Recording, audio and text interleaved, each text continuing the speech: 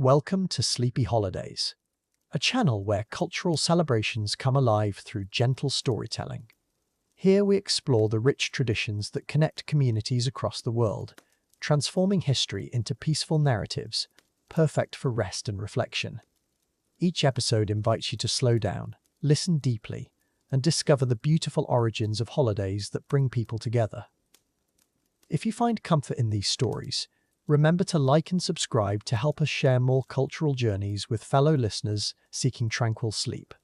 Tonight we journey into the heart of winter to discover the origins of Kwanzaa, a celebration born from the desire for unity and cultural pride.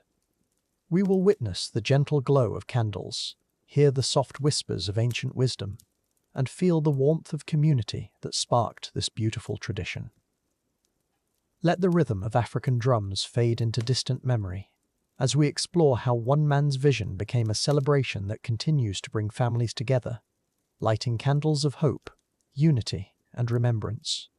Karenga's fingers traced the pages of ancient texts, each word whispering stories of harvest festivals and community gatherings. He envisioned families coming together, not just to celebrate, but to remember who they were and where they came from.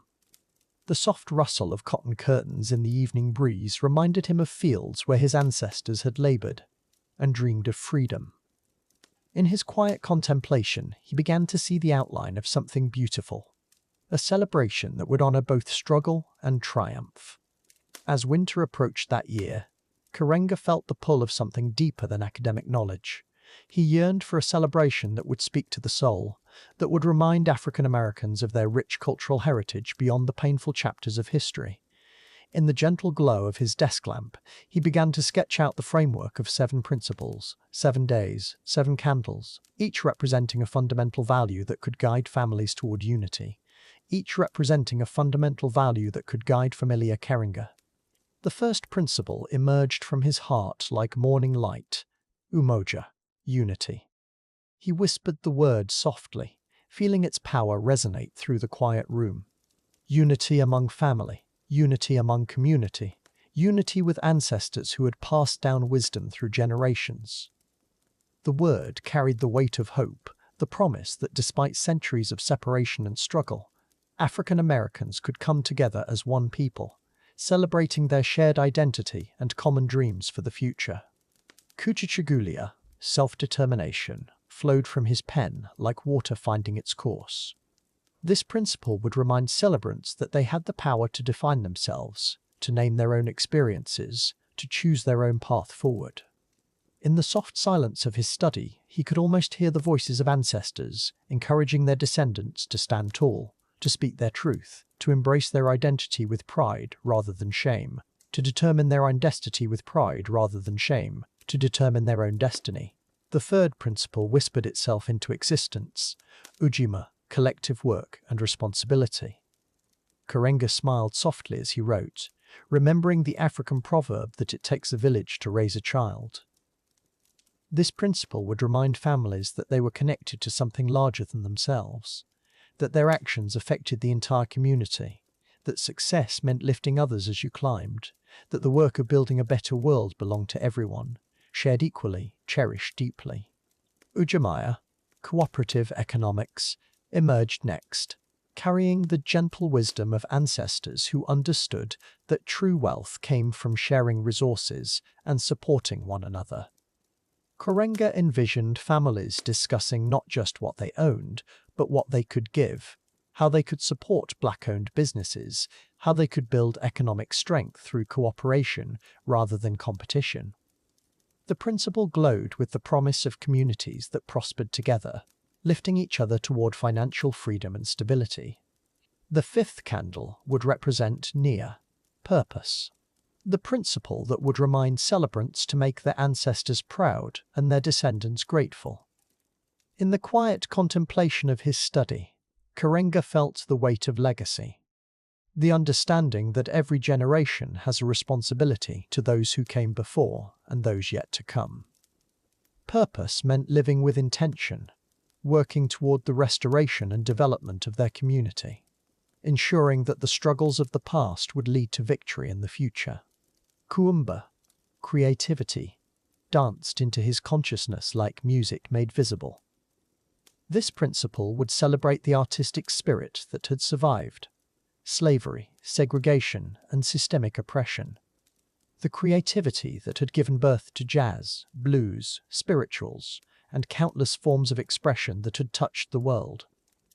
Karenga understood that creativity was not luxury but necessity, the force that transforms pain into beauty, struggle into strength, despair into hope, making communities more beautiful than they were found. The seventh and final principle settled into place like the last piece of a sacred puzzle.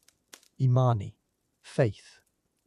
Not just faith in a higher power, but faith in themselves, in their community, in their ability to overcome any obstacle.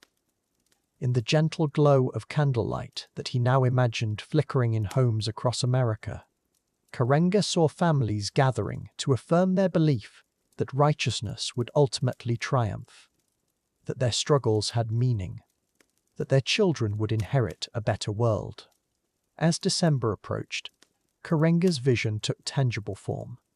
He chose the dates carefully, December 26th through January 1st, beginning the day after Christmas and ending with the New Year. This timing would allow families to celebrate their cultural heritage during the holiday season without competing with other traditions. The 7 days would mirror the 7 principles, each day a meditation on values that could guide families toward greater unity, stronger communities, and deeper connection to their African roots. The symbols of Kwanzaa emerged organically, each carrying deep meaning wrapped in beautiful simplicity.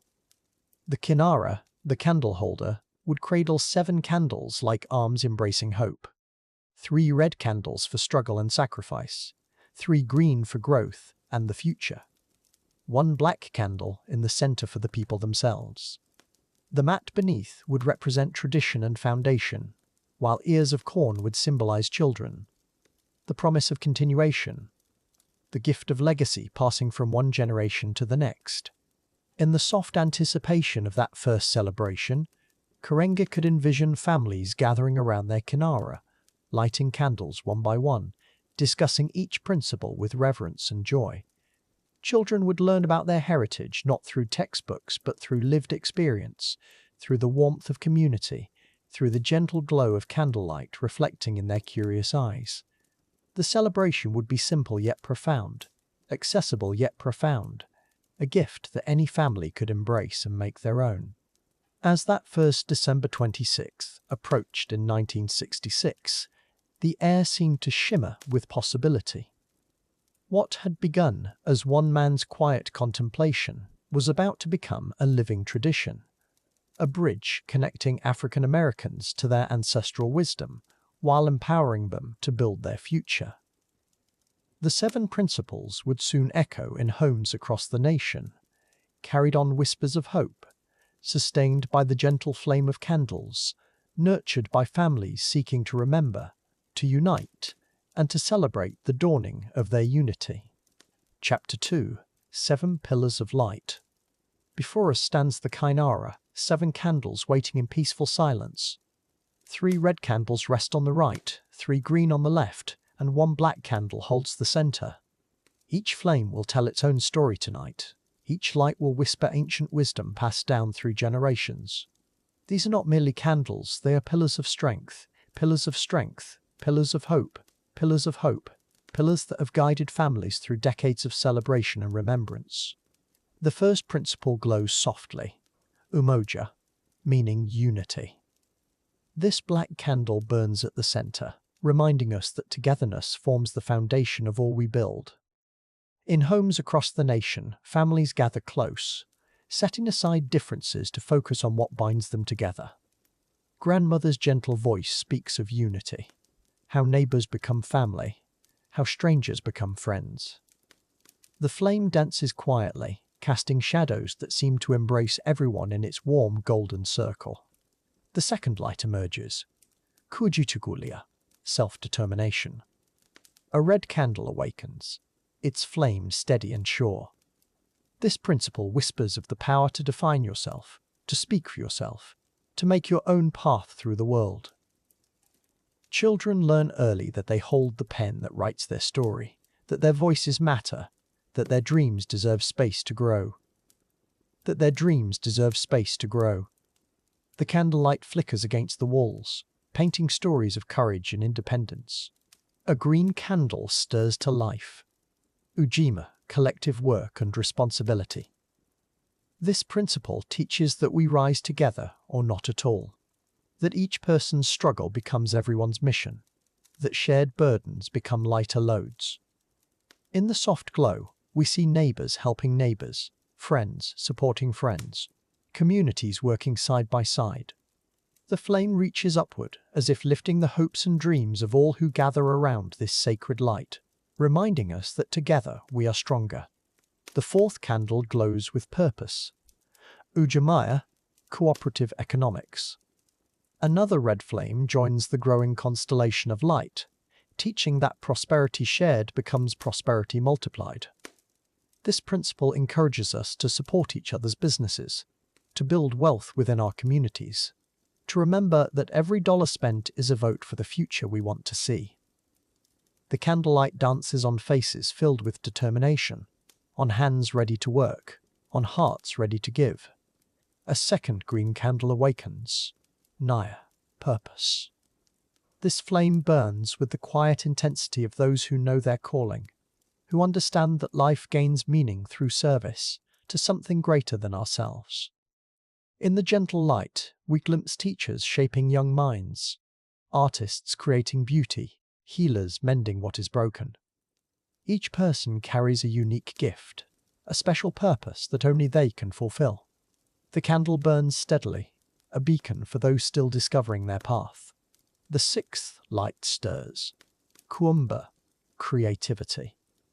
A third red candle joins the chorus, its flame dancing with artistic energy.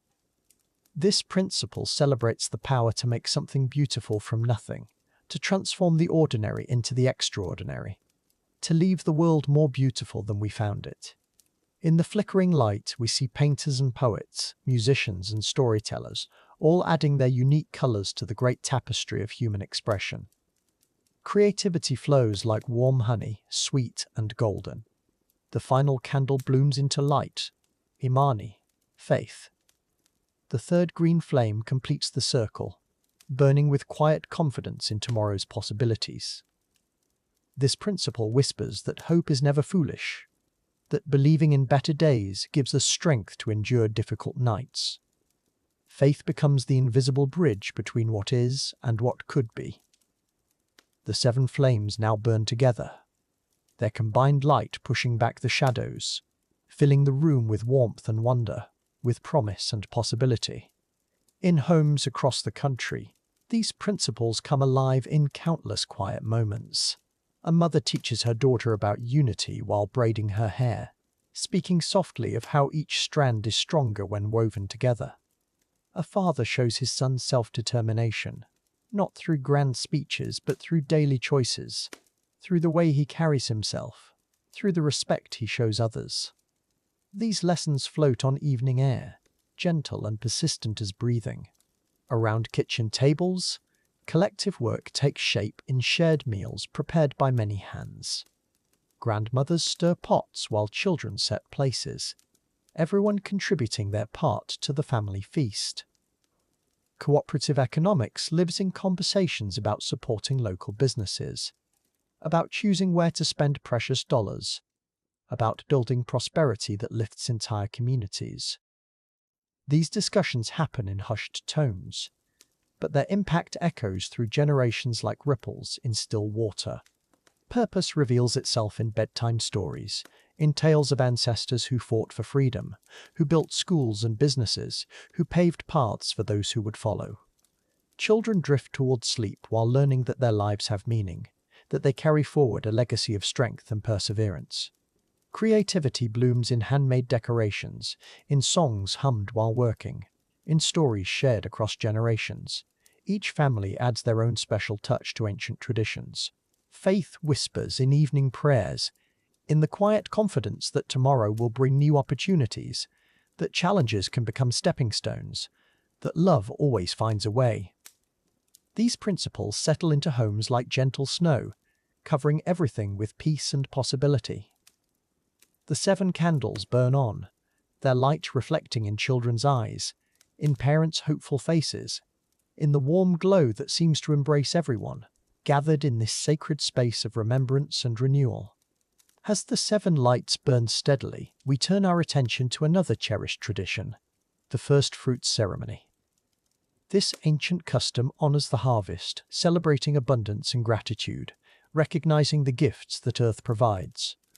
On tables dressed in red, black, and green, families arrange symbols of the season's bounty: corn representing fertility, fruit displaying nature's sweetness, vegetables showing the earth's generous provision.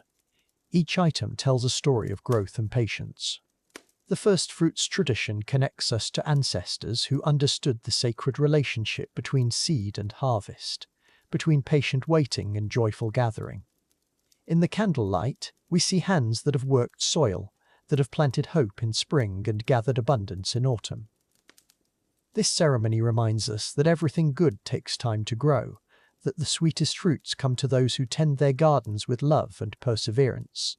Children learn to give thanks for simple gifts, for corn that grew tall in summer sun, for apples that ripened on patient branches, for sweet potatoes that waited underground until harvest time. The first fruit ceremony teaches gratitude, showing that abundance comes not from taking but from giving, not from hoarding but from sharing. In the gentle glow, families remember that prosperity shared becomes joy multiplied, that gratitude transforms ordinary moments into sacred ones. As this chapter of light draws to a close, the 7 candles continue their quiet vigil, 7 pillars standing strong, 7 principles burning bright. The first fruits rest in peaceful abundance, symbols of patience rewarded, of seeds that became harvest, of hope that became reality. In homes filled with candlelight and gratitude, families prepare for tomorrow's celebrations, carrying forward ancient wisdom, lighting the way for generations yet to come. The flames dance on, eternal and hopeful. Chapter 3: Umoja, Weaving Threads of Unity. The first principle of Kwanzaa begins with a single flame, a black candle casting gentle shadows across gathered faces. Tonight we explore unity, not as an abstract idea, but as a living force that binds hearts together. In homes across America, families pause their busy lives to remember what connects them deeply. The kinara stands ready, 7 spaces waiting to be filled with light, each candle holding ancient wisdom and hope. The word Umoja flows like music from ancestral tongues, carrying within it the memory of communities that survived by standing together. Before the Middle Passage, before chains and separation, there were villages where children belonged to everyone, where elders shared their wisdom freely.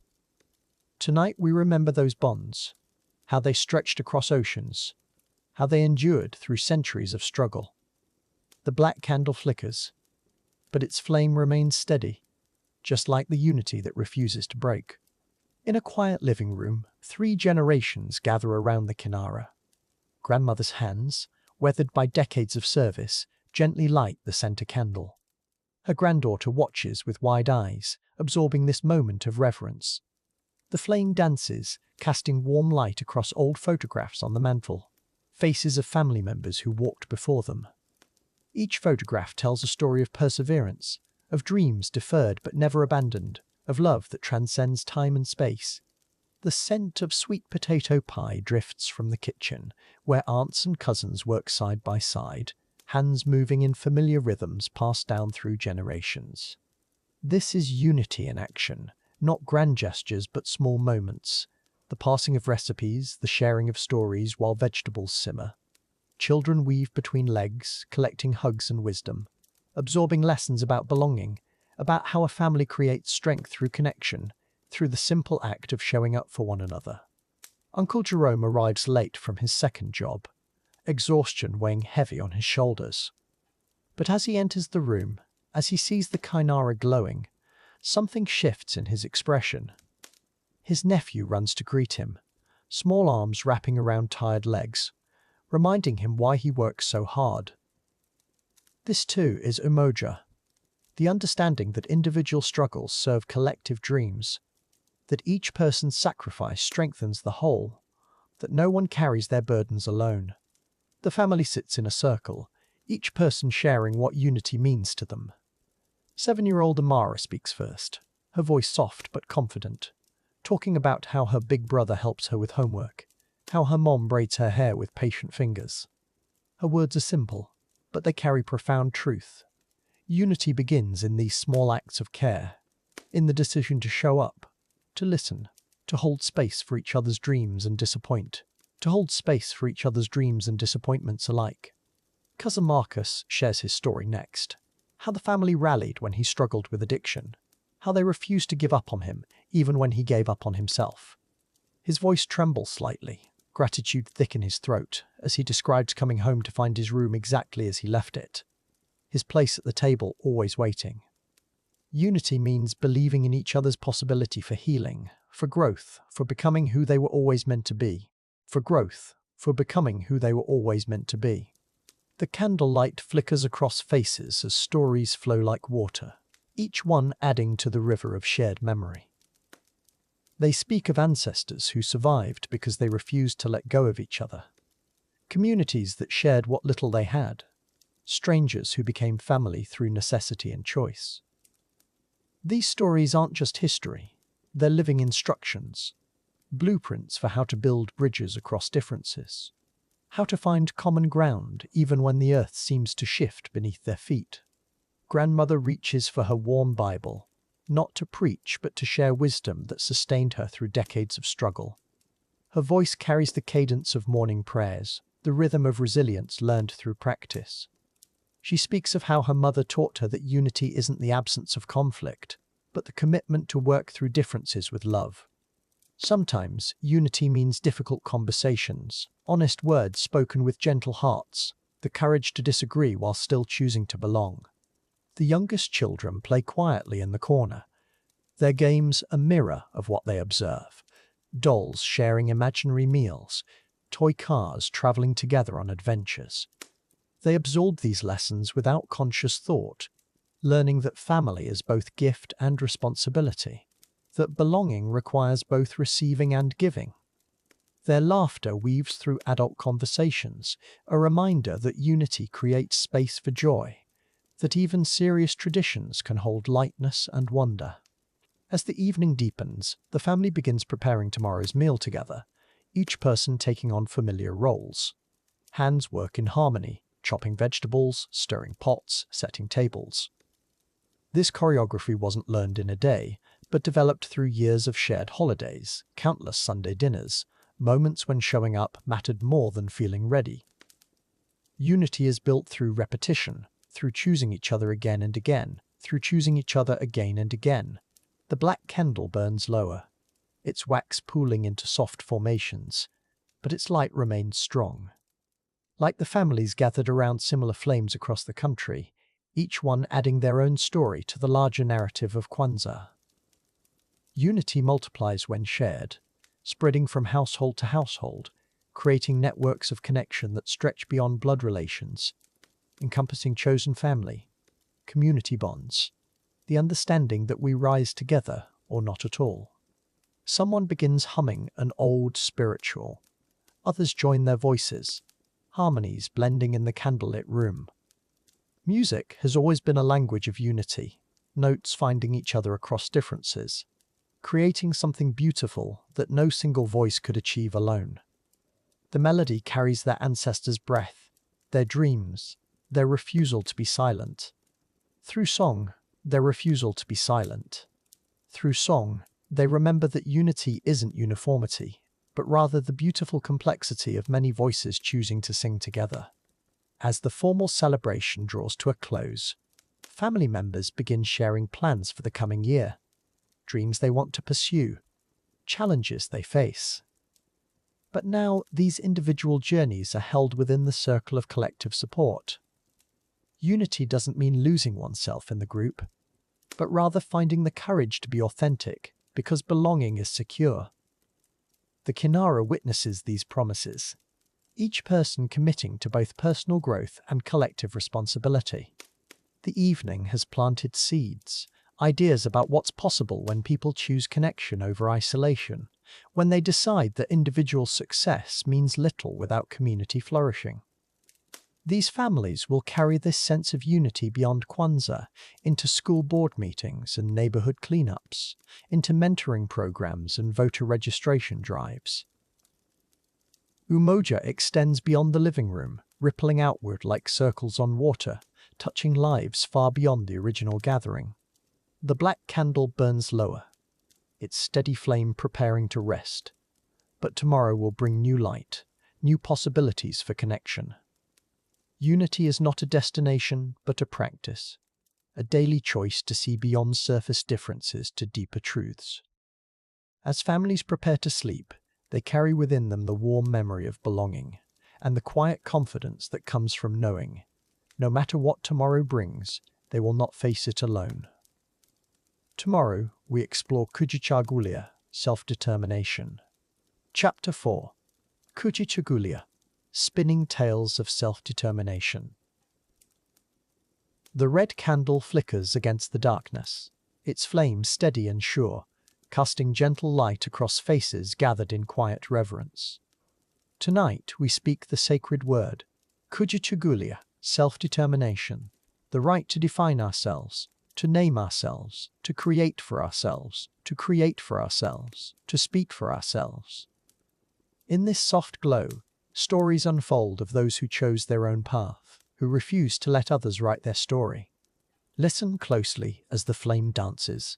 And remember Maya, a young teacher in 1960s Mississippi, who walked past jeering crowds each morning, her head held high, her purpose clear.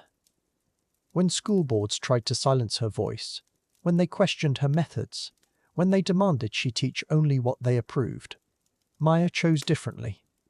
She taught her students to think, to question, to dream beyond the boundaries others set for them. The red candle burns brighter, illuminating another story, that of Samuel, a young man whose family fled their homeland with nothing but hope sewn into coat linings. In the new country, voices whispered what he should become, how he should speak, what name he should use. But Samuel listened instead to the quiet voice within, the one that remembered his grandmother's songs, his father's strength, his own dreams taking root. Samuel worked 3 jobs while studying, his hands rough from labor, his eyes bright with determination. When professors suggested easier paths, when friends questioned his choices, when doubt crept in during the longest nights, he remembered the flame of self-determination burning within. He would not let others define his worth, his capability, his future. He carved his own way, step by careful step, toward the life he envisioned. The candle flame wavers but does not die, much like Amara, who stood before a boardroom of skeptical faces. They questioned her vision, her experience, her right to lead. The company she wanted to start seemed impossible to them, too ambitious, too different, too much. But Amara had walked this path before in her mind, had seen the need in her community, had felt the solution burning bright within her community, had felt the solution burning bright within her heart. With quiet confidence, Amara spoke her truth, painted her vision in words that could not be ignored. She would not shrink to make others comfortable, would not dim her light to ease their fears. When they said no, she found others who believed. When doors closed, she built new ones. The business she created would serve her community, reflect her values, carry her name with pride and purpose. The red flame illuminates another figure, Marcus, a boy who loved to dance when the world told him boys should not. His feet moved to rhythms that lived deep in his soul. His body spoke a language older than words. When classmates mocked, when family worried, when coaches tried to redirect his passion toward more acceptable pursuits, Marcus listened only to the music within, the call of authentic expression. Through years of practice in empty studios, through rejection letters and closed auditions, through moments when surrender seemed easier than persistence, Marcus held tight to his self-determination. He would dance his truth, tell his story through movement, create art that honored both his heritage and his individual spirit. Each leap was an act of defiance, each turn a declaration of selfhood, authenticity over approval. The candle's glow reveals Keisha, sitting at a kitchen table covered with rejection letters, each one a door closed, each one a voice saying, "Not yet, not yet, not this." But Keisha knew her story needed telling. Her voice deserved hearing. Her words could heal wounds she had once carried in silence.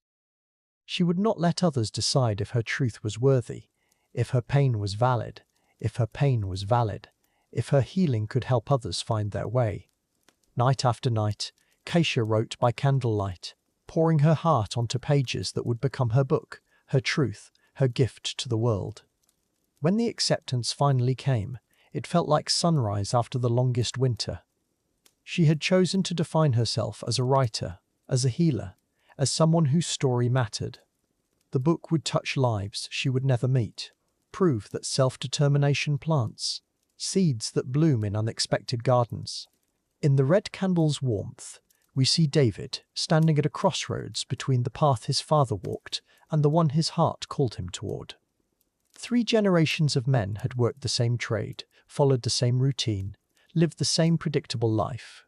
But David felt a different calling, heard music where others heard only noise, saw art where others saw only chaos.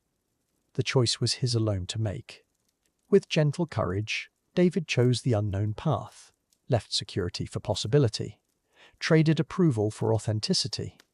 His art studio became a sanctuary where self-determination took shape in clay and color, where young people could see that choosing yourself was not selfish but sacred. He learned that honoring your true self honors all who came before, that breaking patterns can be an act of love rather than rebellion. The candle burns steadily, illuminating Rosa, who decided at 75 that it was never too late to learn, never too late to grow, never too late to become who she was meant to be. When others suggested she slow down, take it easy, accept that her best years were behind her. Rosa enrolled in college, her silver hair gleaming with determination, her notebooks filled with dreams deferred but not abandoned. Each class Rosa attended was an act of self-determination. Each assignment a declaration that age would not define her limits, that others would not write the final chapters of her story. She studied late into the night, joined study groups with students young enough to be her grandchildren, proved that the hunger for knowledge, for growth, for self-definition never expires. Graduation day crowned a lifetime of choosing herself. As these stories weave together in the candle's gentle light, we understand that Kujichagulia lives not in grand gestures, but in quiet moments of choice. When we decide who we are, rather than accepting who others say we should be, when we speak our truth rather than echoing convenient lies, when we honor our authentic selves, we light candles that illuminate paths for others to follow with courage. The red flame begins to dim, but its message burns eternal in every heart that has heard these tales. Self-determination is not selfish, it is sacred, a responsibility to honor the unique gift of your existence, the irreplaceable contribution of your authentic voice. As we move forward, we carry these stories with us, remembering that our individual courage strengthens the collective spirit, that choosing ourselves helps others choose themselves too.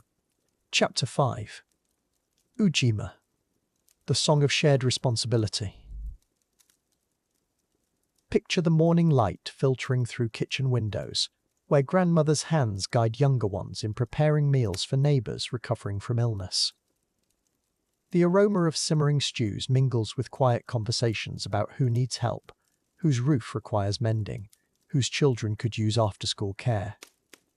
Here in this warm space, Ujima takes its first breath, transforming individual concern into collective action, one stirred pot at a time. Listen to the gentle scraping of chairs, the soft murmur of voices planning, the rustle of papers listing community needs.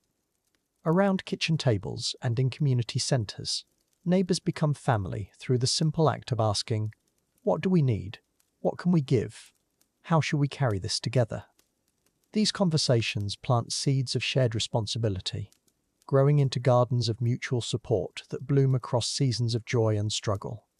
In the harvest fields, hands move in rhythm like dancers, some cutting, some gathering, some sorting the bounty into baskets.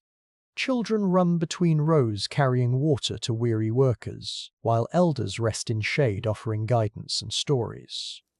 No one asks who will benefit from this harvest, because everyone understands when the community eats, the community thrives. When the community thrives, all bellies are filled, all hearts are nourished.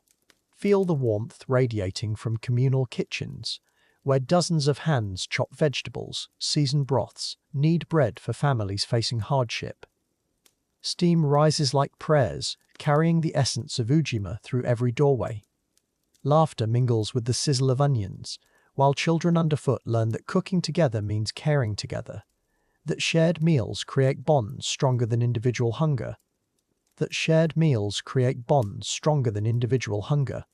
Watch as toolboxes appear at doorsteps, as neighbours arrive without invitation to help repair storm damage.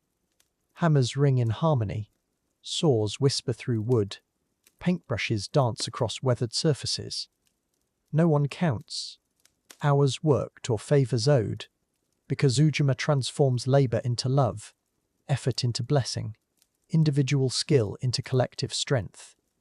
By sunset, what was broken becomes whole. What was worn becomes renewed through shared hands. In the quiet of evening, elders gather children close to share stories of communities that survived through cooperation, of ancestors who understood that lone wolves starve while pack members thrive. Their voices weave tales of barn raisings, harvest cooperatives, child-minding circles, reminding young ears that independence blooms from interdependence, that strength grows from unity, that tomorrow's leaders must learn today's lessons of shared responsibility and collective care. Notice how community gardens flourish, each plot tended by different hands, yet the harvest shared among all.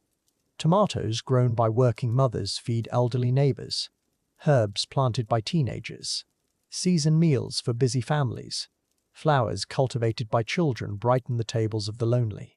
In this soil, Ujima takes root, teaching that individual effort multiplied by collective wisdom yields abundance beyond what any single gardener could achieve alone.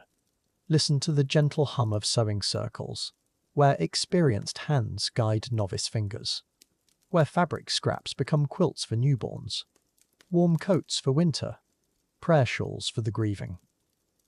Needles flash like shooting stars, threads interweave like community bonds, patterns emerge from chaos like hope from hardship. Each stitch carries intention, each seam holds love, each finished piece wraps recipients in the warm embrace of collective caring. Feel the rhythm of shared celebration, where wedding preparations involve entire neighborhoods, where birthday parties become community festivals, where graduations honor not just individual achievement, but collective investment in young minds. Tables stretch across streets, dishes multiply like loaves and fishes, music flows from multiple sources creating symphonies of joy. In celebration, Ujima reveals its truest face. That individual triumph belongs to everyone who helped nurture success. In times of loss, watch how communities wrap around grieving families like protective blankets, bringing casseroles and comfort, sharing memories and tears, taking on daily tasks so mourners can mourn. Children are quietly fed and entertained, lawns are mysteriously mowed, groceries appear on doorsteps. Ujima in sorrow shows its deepest strength, transforming individual grief into collective healing, teaching that no one grieves alone when community remembers how to care. Picture study circles forming naturally, where those who struggle with reading find patient tutors, where homework becomes shared adventure, where graduation rates rise through collective investment in education. Kitchen tables transform into classrooms, living rooms become libraries, community centers host after-school programs funded by neighborhood contributions. Knowledge multiplies when shared. understanding deepens through teaching, and every child's success becomes the community's pride. Every achievement belongs to all who helped.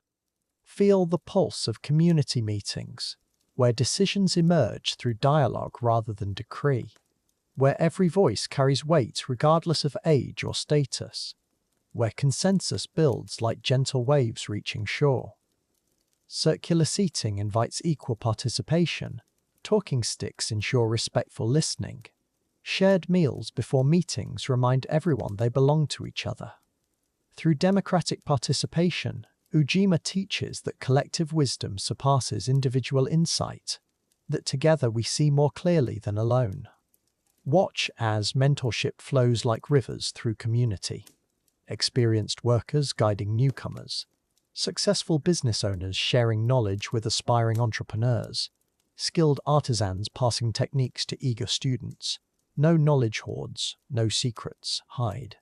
Because Ujima understands that wisdom shared multiplies rather than diminishes, that teaching creates abundance, that lifting others elevates everyone, that community strength grows through individual growth freely offered to collective benefit. Notice how emergency response reveals Ujima's urgency. Neighbours checking on elderly residents during storms, communities organising shelter for displaced families, resource sharing that happens without coordination, because caring has become instinct. Phone trees activate, supply chains form spontaneously, volunteer networks mobilize like antibodies responding to threat. In crisis, individual preparedness becomes collective resilience, personal resources become community assets, and survival depends not on what you hoard, but what you share.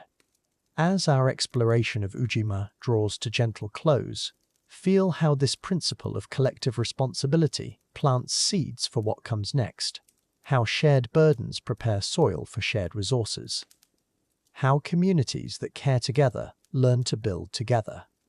Tomorrow we will discover Ujamaa, cooperative economics, where the song of shared responsibility harmonizes with melodies of mutual prosperity, where individual success and collective wealth dance as partners in the continuing celebration of Kwanzaa's wisdom. Chapter 6. Ujamaa, patchwork of cooperative economics. The red candle flickers warmly tonight, casting dancing shadows that remind us of hands working together, building something stronger than what any could create alone. Ujamaa teaches us that true wealth flows not from individual accumulation, but from the prosperity we create together. Sharing resources, sharing dreams, sharing the sweet fruits of collective labour and mutual support. In a small neighbourhood bakery, the scent of fresh bread mingles with stories of community investment. Mrs. Washington started with nothing but a family recipe, but neighbours contributed flour, time, hope. Each loaf sold carried the dreams of 12 families who pooled their resources, believing that one person's success could lift an entire block, creating ripples of prosperity that touched every doorstep. The barbershop on 5th Street became more than a place for haircuts. It became a lending circle, where men gathered weekly to contribute to a shared fund. Each month, one member would receive the collective contribution, starting businesses, buying homes, sending children to college. The gentle buzz of clippers accompanied whispered conversations about shared dreams, about lifting each other higher through cooperative trust, Grandmother Rosa remembered the neighbourhood where everyone owned a piece of something: the corner store, the laundromat, the small restaurant that served as community centre. Families invested together, shared profits together, weathered hardships together. When one business struggled, others stepped in with labour, with customers, with quiet encouragement that success belonged to all who contributed to the collective good. The community garden bloomed with more than vegetables. It grew cooperative economics in rich soil. Families shared seeds, tools, knowledge passed down through generations. The harvest belonged to everyone who tended the earth. Surplus sold at farmers' markets funded school supplies, neighbourhood improvements, small business loans. Each tomato, each bunch of collard greens carried the taste of shared labour and mutual prosperity. Late evenings found the seamstresses gathered around kitchen tables, creating beautiful quilts and clothing for the cooperative store downtown. Each woman brought different skills, different fabrics, different stories stitched into every seam. The profits were divided equally, but the true wealth lay in the friendships forged, the skills shared, the knowledge that their collective creativity supported families throughout the neighborhood. The Food Truck Alliance began with 3 friends who pooled resources to buy their first vehicle. Each specialized in different cuisines, but they shared customers, shared locations, shared the costs of permits and insurance. During slow days, they supported each other. During busy festivals, they celebrated together. Their success multiplied because they understood that cooperation created abundance where competition might have led to struggle. Children learned Ujama at the neighborhood credit union, where pennies and nickels were treated with the same respect as larger deposits.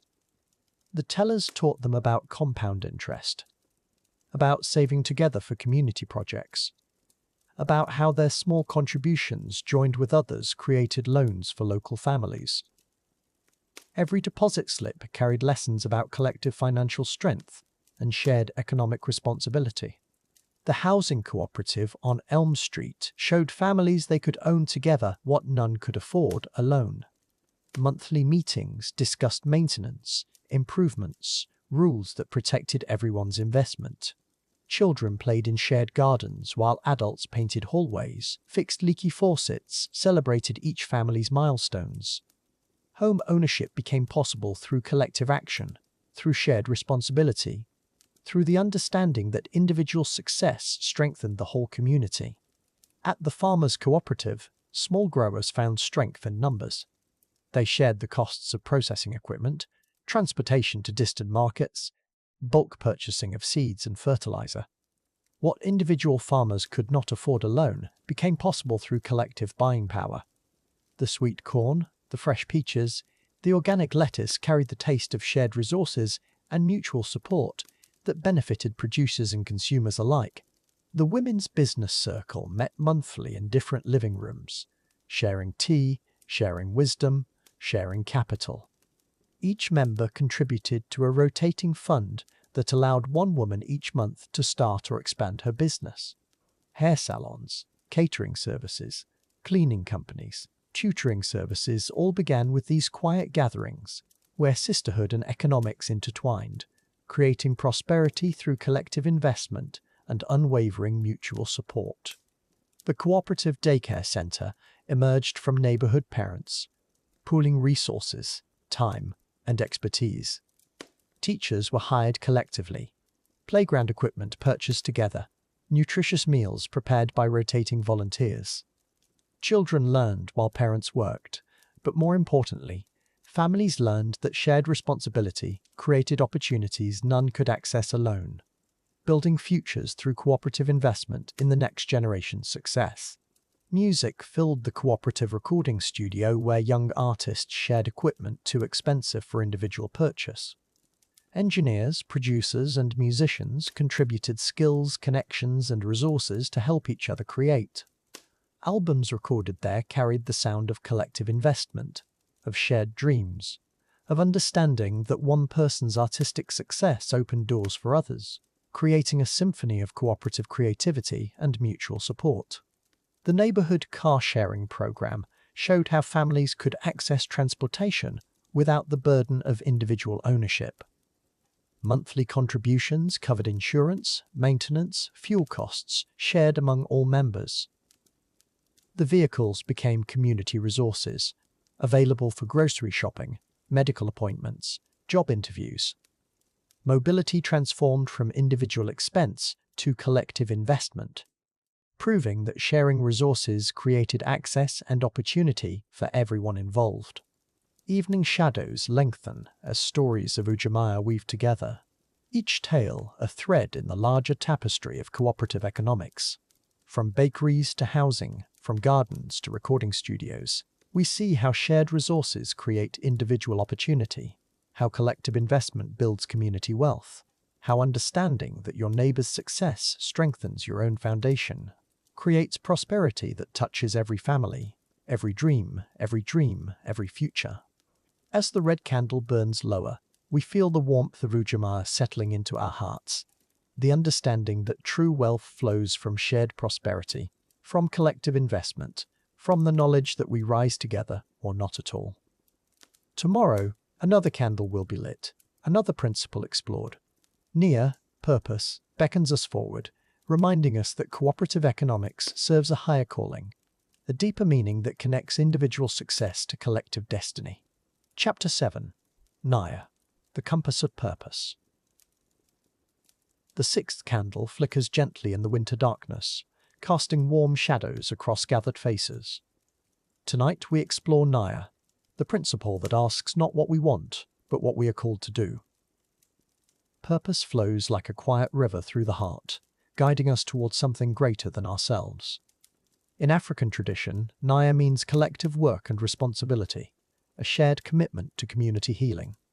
Listen closely to the story of Maya, a teacher who discovered her purpose in the laughter of children. Each morning she would arrange her classroom, not just with books and supplies, but with intention. Her ancestors whispered through the chalk dust, reminding her that education was more than lessons. It was the planting of seeds, seeds that would grow into strong trees, sheltering future generations under their broad and knowing branches. The winter wind howls outside, but inside the community centre, warmth radiates from Dr. Johnson's steady presence. For 30 years he has tended to his neighbourhood, not just as a physician, but as a healer of spirits. His purpose crystallized when he realized that medicine alone could not mend what history had broken. He began teaching young people about their heritage, watching pride bloom where shame once lived. Purpose is not always loud. Sometimes it whispers. Grandmother Keisha discovered hers in the quiet ritual of braiding hair. Each twist and turn of her fingers carried stories, connecting her granddaughter to ancestors who crossed oceans and survived storms. Through these intimate moments, she passed down more than hairstyles. She wove resilience into every strand, creating a tapestry of belonging that would never unravel, no matter how far from home. The community garden sleeps under winter's blanket, but Marcus tends to it still. His purpose took root when he realized that food insecurity was stealing more than meals. It was stealing dignity. Every seed he plants carries intention. Every harvest feeds both body and soul. His neighbors gather around shared tables, tasting not just fresh vegetables, but the sweetness of collective care, the nourishment of being seen and valued. Nia flows through the generations like a sacred river, carrying wisdom from those who came before. Young Amara felt its current when she started the neighborhood book club, creating space where stories could breathe and grow.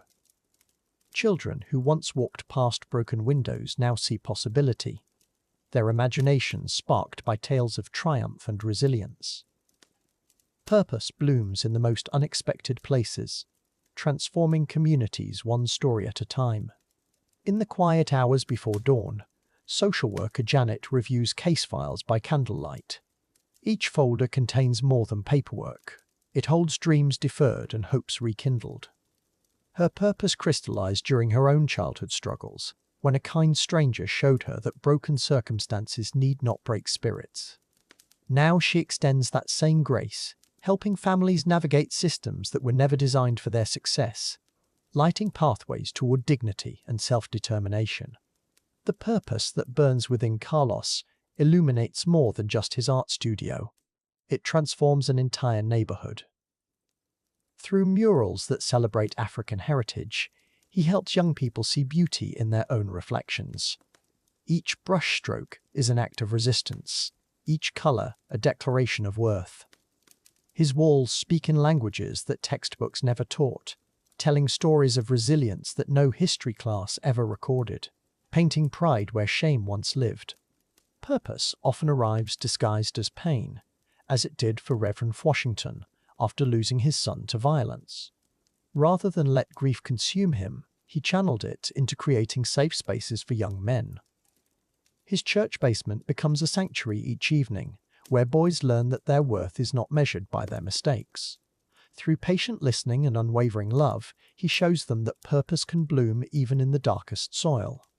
The rhythm of Naya beats steadily in the heart of community organizer Fatima. She learned from her grandmother that change happens not in grand gestures, but in the daily choice to show up. Her clipboard carries more than petitions. It holds the dreams of neighbors who thought no one was listening. Through voter registration drives and town halls, she transforms whispers of discontent into choruses of change, proving that ordinary people can move mountains. Winter cannot freeze the warmth that radiates from Sister Mary's food pantry. Her purpose found her when she realized hunger was stealing more than meals. It was stealing hope. Each bag of groceries she packs contains more than sustenance. It carries dignity wrapped in respect. Volunteers arrive before sunrise, their own purposes ignited by her example, creating a network of care that extends far beyond the reach of any government program. The law office, where Attorney Williams practices, pulses with purpose more powerful than precedent. Each case she takes carries the weight of justice deferred. Each victory opens doors that history tried to seal. Her ancestors whisper through legal briefs, reminding her that justice is not just about laws, but about love made manifest in courtrooms and communities.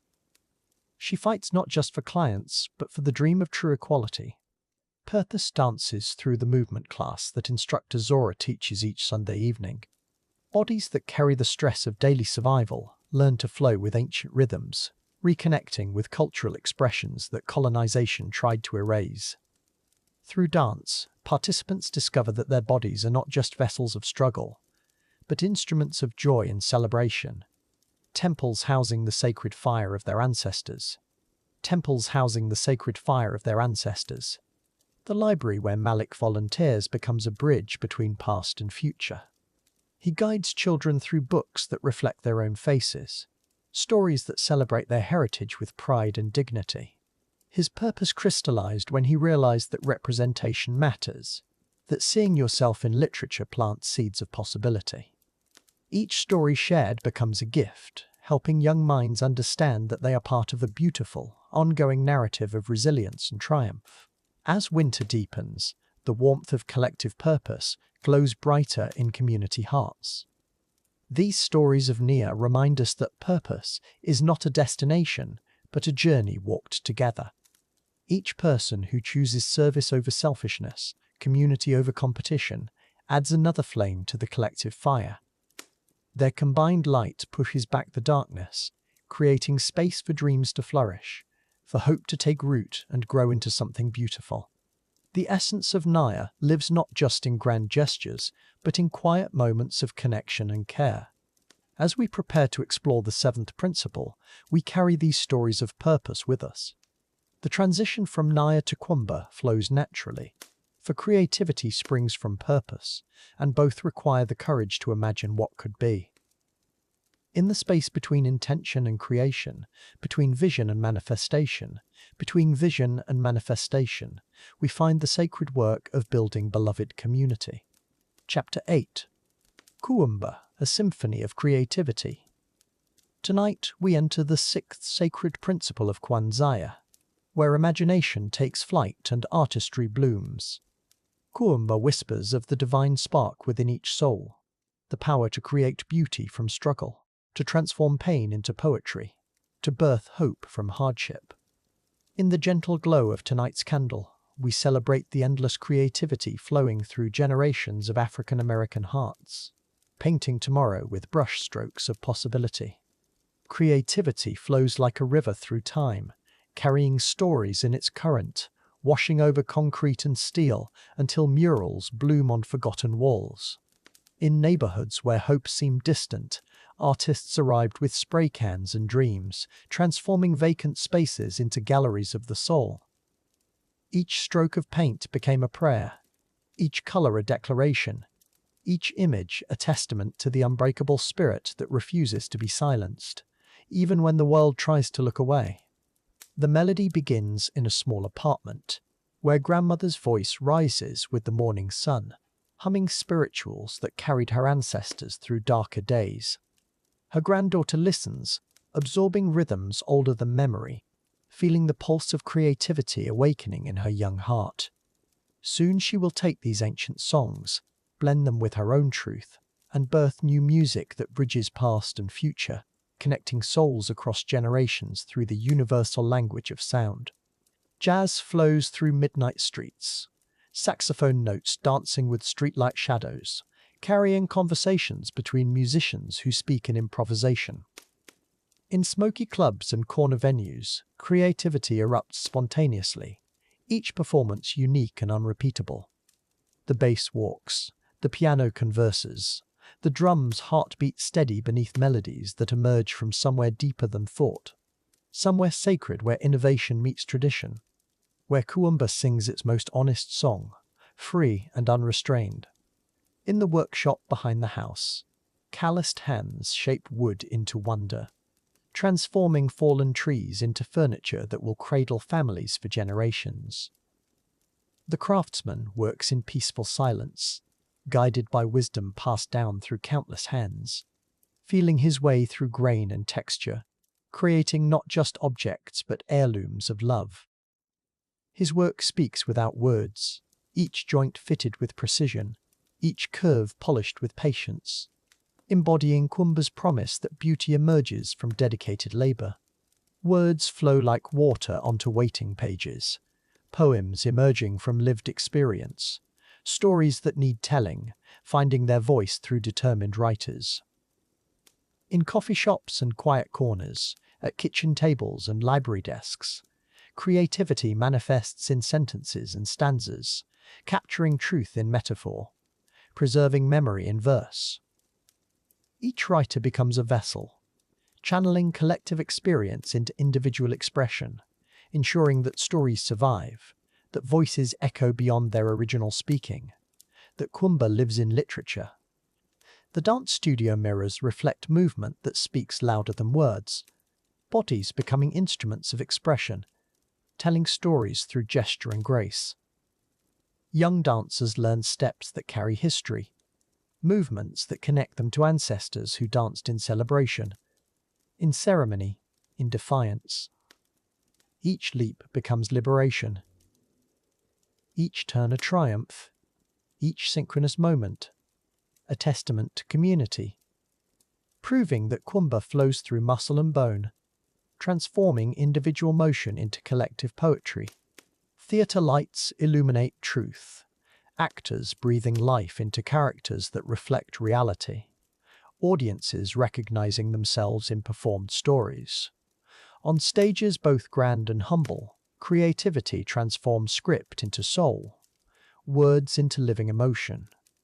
Performers reach across footlights, bridging the space between experience and understanding, using their bodies and voices as vehicles for Kuumba, proving that art has power to heal, to challenge, to change hearts, one performance at a time. Fashion becomes rebellion, fabric transformed into statements of identity and pride, designers sketching dreams that defy convention. In sewing circles and design studios, creativity cuts through limitation, threading together tradition and innovation, proving that style speaks volumes about self-determination. Each garment becomes armor, each pattern a declaration, each wearing an act of creative courage, showing the world that beauty emerges from authenticity, that Kuumba dresses truth in magnificent colors. Film cameras capture more than images, they preserve perspectives, document dreams, immortalize moments that might otherwise fade. Young filmmakers frame their neighborhoods with love, showing beauty where others see only struggle, revealing resilience in ordinary moments, proving that every story deserves telling.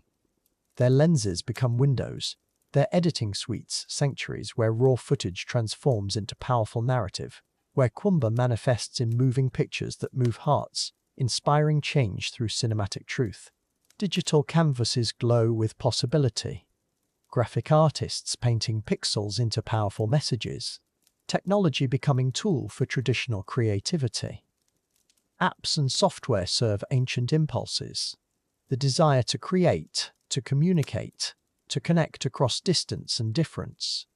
Young designers blend old-school aesthetics with new-school platforms, creating visual languages that speak to contemporary audiences while honoring timeless principles, proving that Kuumba adapts, evolves, finds expression through whatever medium creativity demands. Community centers buzz with creative energy, children discovering their artistic voices through after-school programs, elders sharing skills accumulated over lifetimes, generations connecting through shared creative experience. Paint-stained tables become altars of possibility, recycled materials transformed into treasures, imagination given permission to run wild and free. Here, Kuumba reveals its most essential truth, that creativity belongs to everyone, that artistic expression heals communities, builds bridges, creates hope where hope seemed impossible. Gardens bloom in concrete, urban farmers transforming vacant lots into oases of life, proving that creativity extends beyond traditional arts into sustainable living. Hands that once held paintbrushes now hold seedlings, artists becoming agriculturalists, beauty manifesting in tomatoes and collard greens, in morning glories climbing chain-link fences, in butterflies visiting flowers where trash once accumulated, showing that Kuumba creates life itself, nurtures communities, feeds both body and soul through patient cultivation. Innovation emerges from necessity. Entrepreneurs creating solutions for problems others ignore. Technology designed with community needs in mind. Apps that connect neighbors. Platforms that amplify marginalized voices. Businesses that prioritize purpose alongside profit. These modern innovators embody Kuumba's entrepreneurial spirit, proving that creativity extends beyond art into enterprise. That imagination can solve real problems, build real wealth, create real change. As night deepens, creative voices quiet to gentle whispers. Paintbrushes clean themselves in water jars, musical instruments rest in their cases, writers save final drafts, dancers stretch tired muscles, the day's creative output settling into peaceful completion. Studios and workshops grow still, but the spirit of Kuumba never sleeps. It dreams of tomorrow's possibilities, prepares for morning's inspiration, gathers strength for continued creation, knowing that artistic expression remains eternally essential. From this symphony of creativity, we prepare to embrace the final principle, Imani, faith that sustains all creative endeavors, belief that tomorrow holds infinite possibility, trust that artistic expression serves purposes greater than individual achievement. Kuumba whispers its final blessing, reminding us that creativity connects us to something sacred, something larger than ourselves, something that transforms mere existence into meaningful life, preparing our hearts for faith's deeper mysteries, for Imani's gentle wisdom. Chapter 9. Imani, the Sanctuary of Faith. We arrive at the seventh and final principle of Kwanzaa, Imani, which means faith. This principle asks us to believe, to have faith in our people, our parents, our teachers, and our righteous struggle. Faith becomes the foundation upon which all other principles stand, the quiet strength that sustains communities through the darkest of times. Tonight we explore how faith has carried generations forward. In the glow of the seventh candle, we find ourselves in sacred spaces where faith takes root. Faith is not merely belief. It is the courage to continue when the path seems unclear. It lives in the whispered prayers of grandmothers, in the determined steps of those who marched for freedom, in the gentle hands that heal both body and spirit. Faith becomes the invisible thread connecting past to future. Picture a small church on Sunday morning, sunlight streaming through coloured glass, casting rainbows across worn wooden pews. Here, faith takes many forms. In the rich voices lifted in harmony, in the gentle rocking of mothers soothing crying babies, in the steady presence of elders who have weathered countless storms. Each voice adds to a chorus of resilience that has echoed for generations, Faith appears in the kitchen, where a grandmother teaches her granddaughter to knead bread. Her hands, weathered by years of labor, guide smaller ones in the ancient rhythm.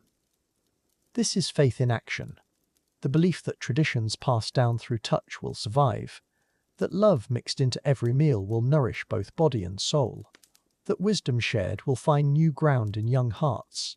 In the healing circles of our communities, faith becomes medicine. Mothers gather to share remedies passed down through generations, herbs and teas that soothe more than just physical ailments. Their knowledge, born from necessity and refined through experience, represents faith in nature's gifts, faith in ancestral wisdom, faith in the body's ability to heal when treated with love and respect. Faith lives in the storyteller's voice, sharing tales of ancestors who survived the impossible.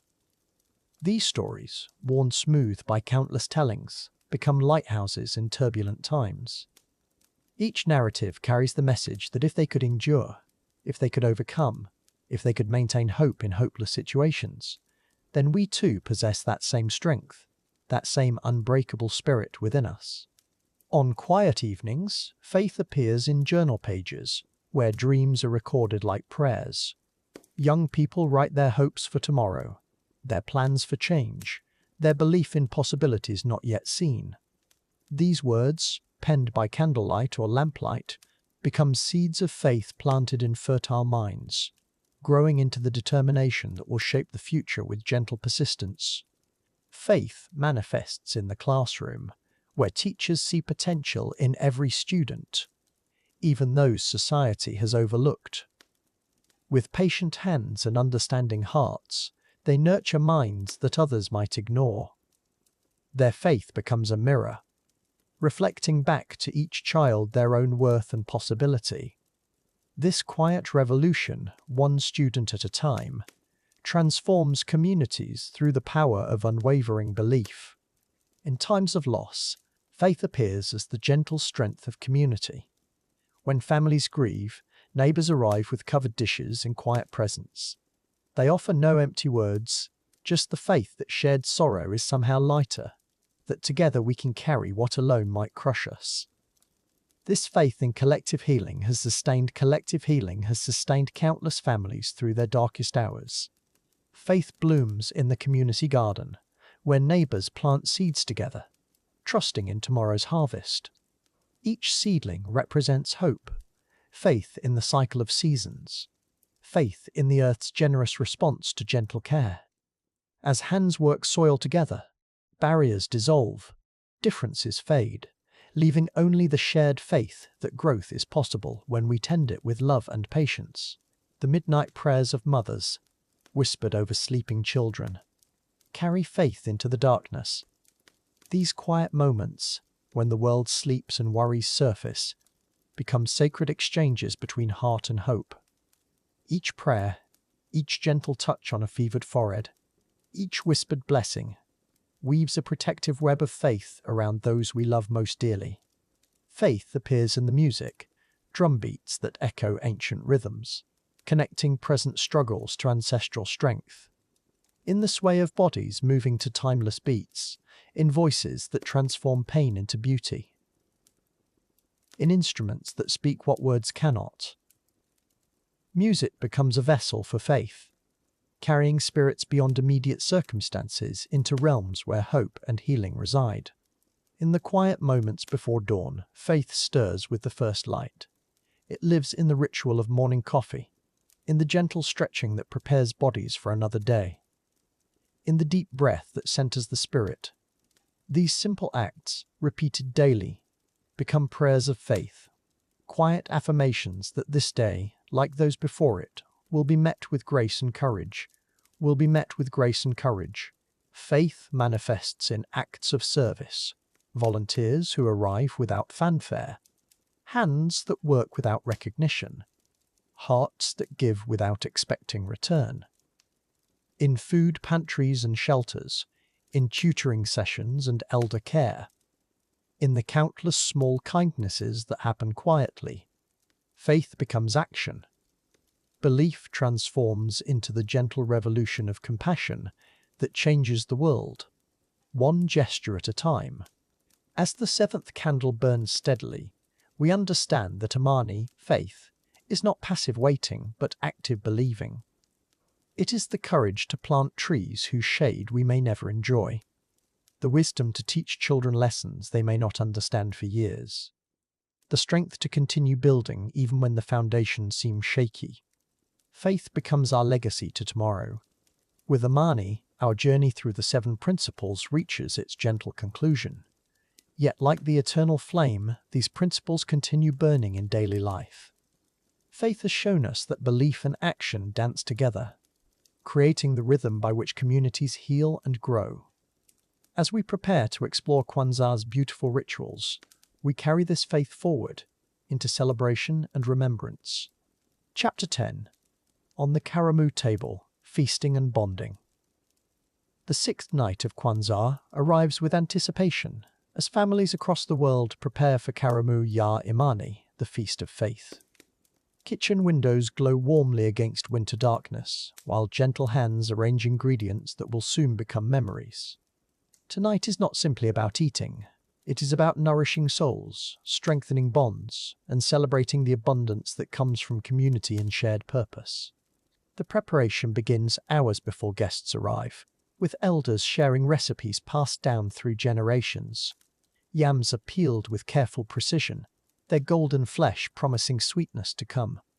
Collard greens simmer slowly, releasing earthy aromas that speak of patience and love.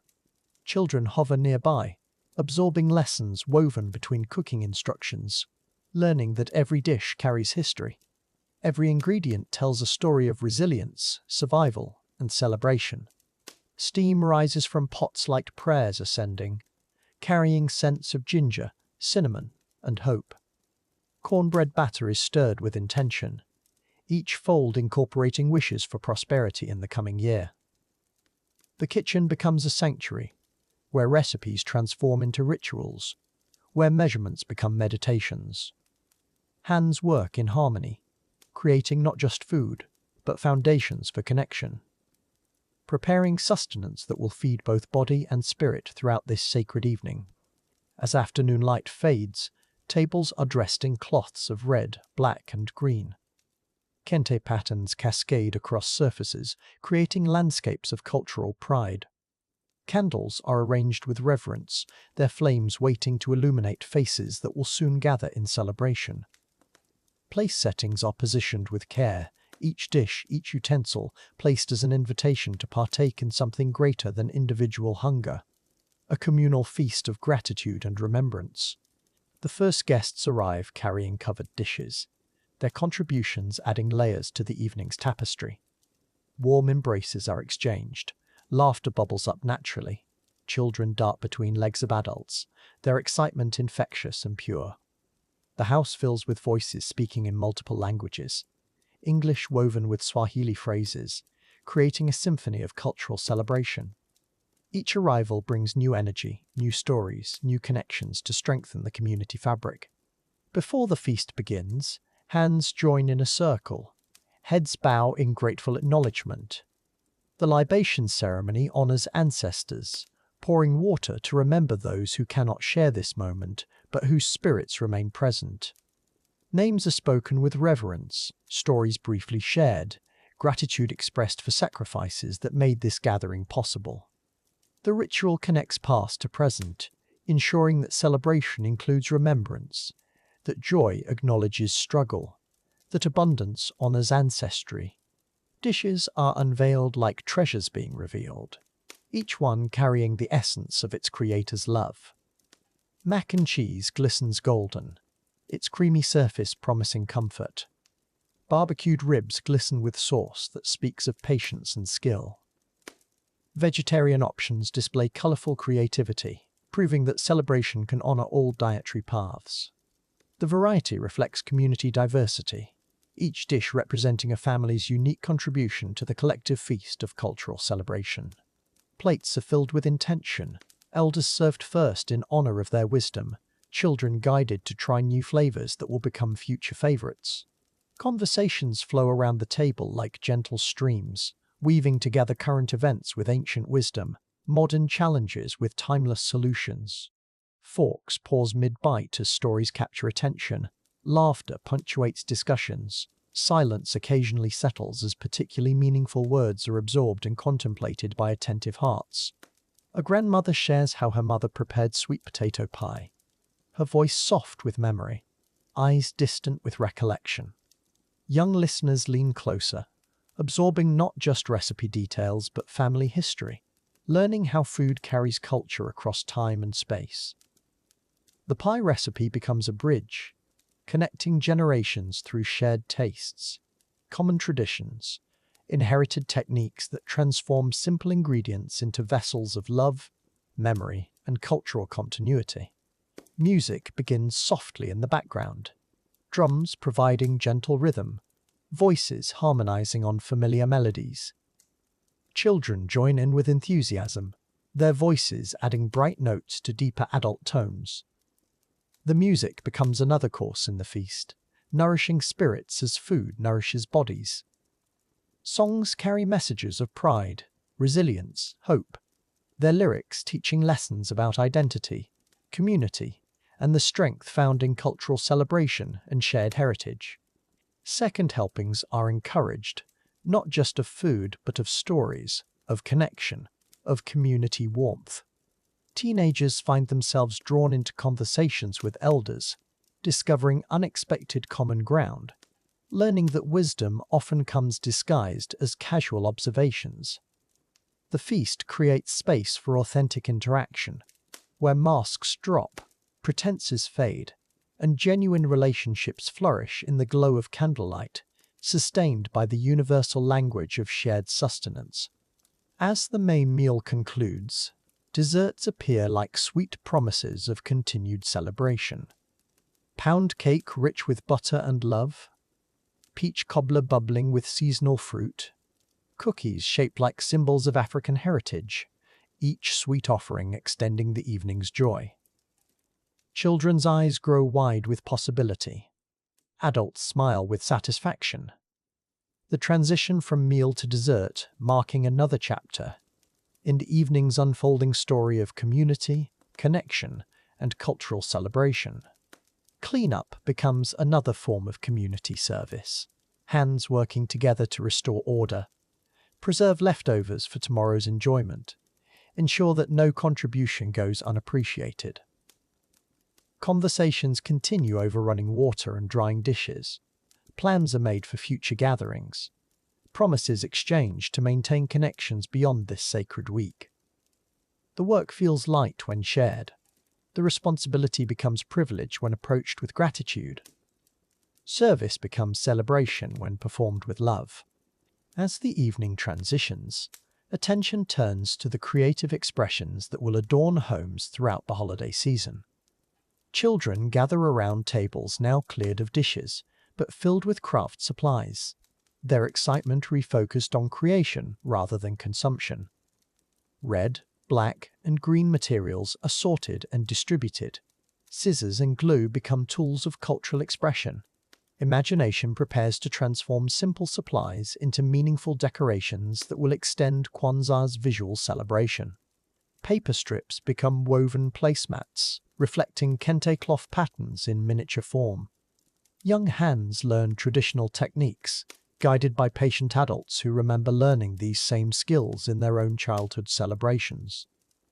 The crafting becomes meditation, the repetitive motions soothing, the focus required, creating peaceful silence punctuated by gentle instruction, encouragement, and the satisfied sounds of creativity taking tangible form through dedicated effort and cultural expression.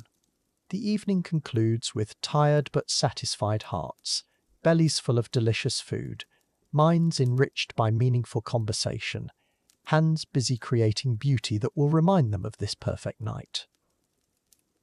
Karamu ya Imani has fulfilled its sacred purpose, nourishing community, strengthening bonds, celebrating culture through the universal languages of food, music, story, and shared creation. Tomorrow will bring new opportunities for celebration, but tonight's feast will remain a cherished memory. Chapter 11. Vibrant Vistas, Art of Kwanzaa. Imagine walking into a home where every corner whispers of African ancestry, where walls bloom with earth tones and brilliant hues. The air itself seems painted with possibility. As families gather materials, fabric scraps, wooden beads, natural fibers, transforming their living spaces into galleries of cultural pride. This is where art meets spirit, where creativity becomes a bridge connecting generations across time and ocean.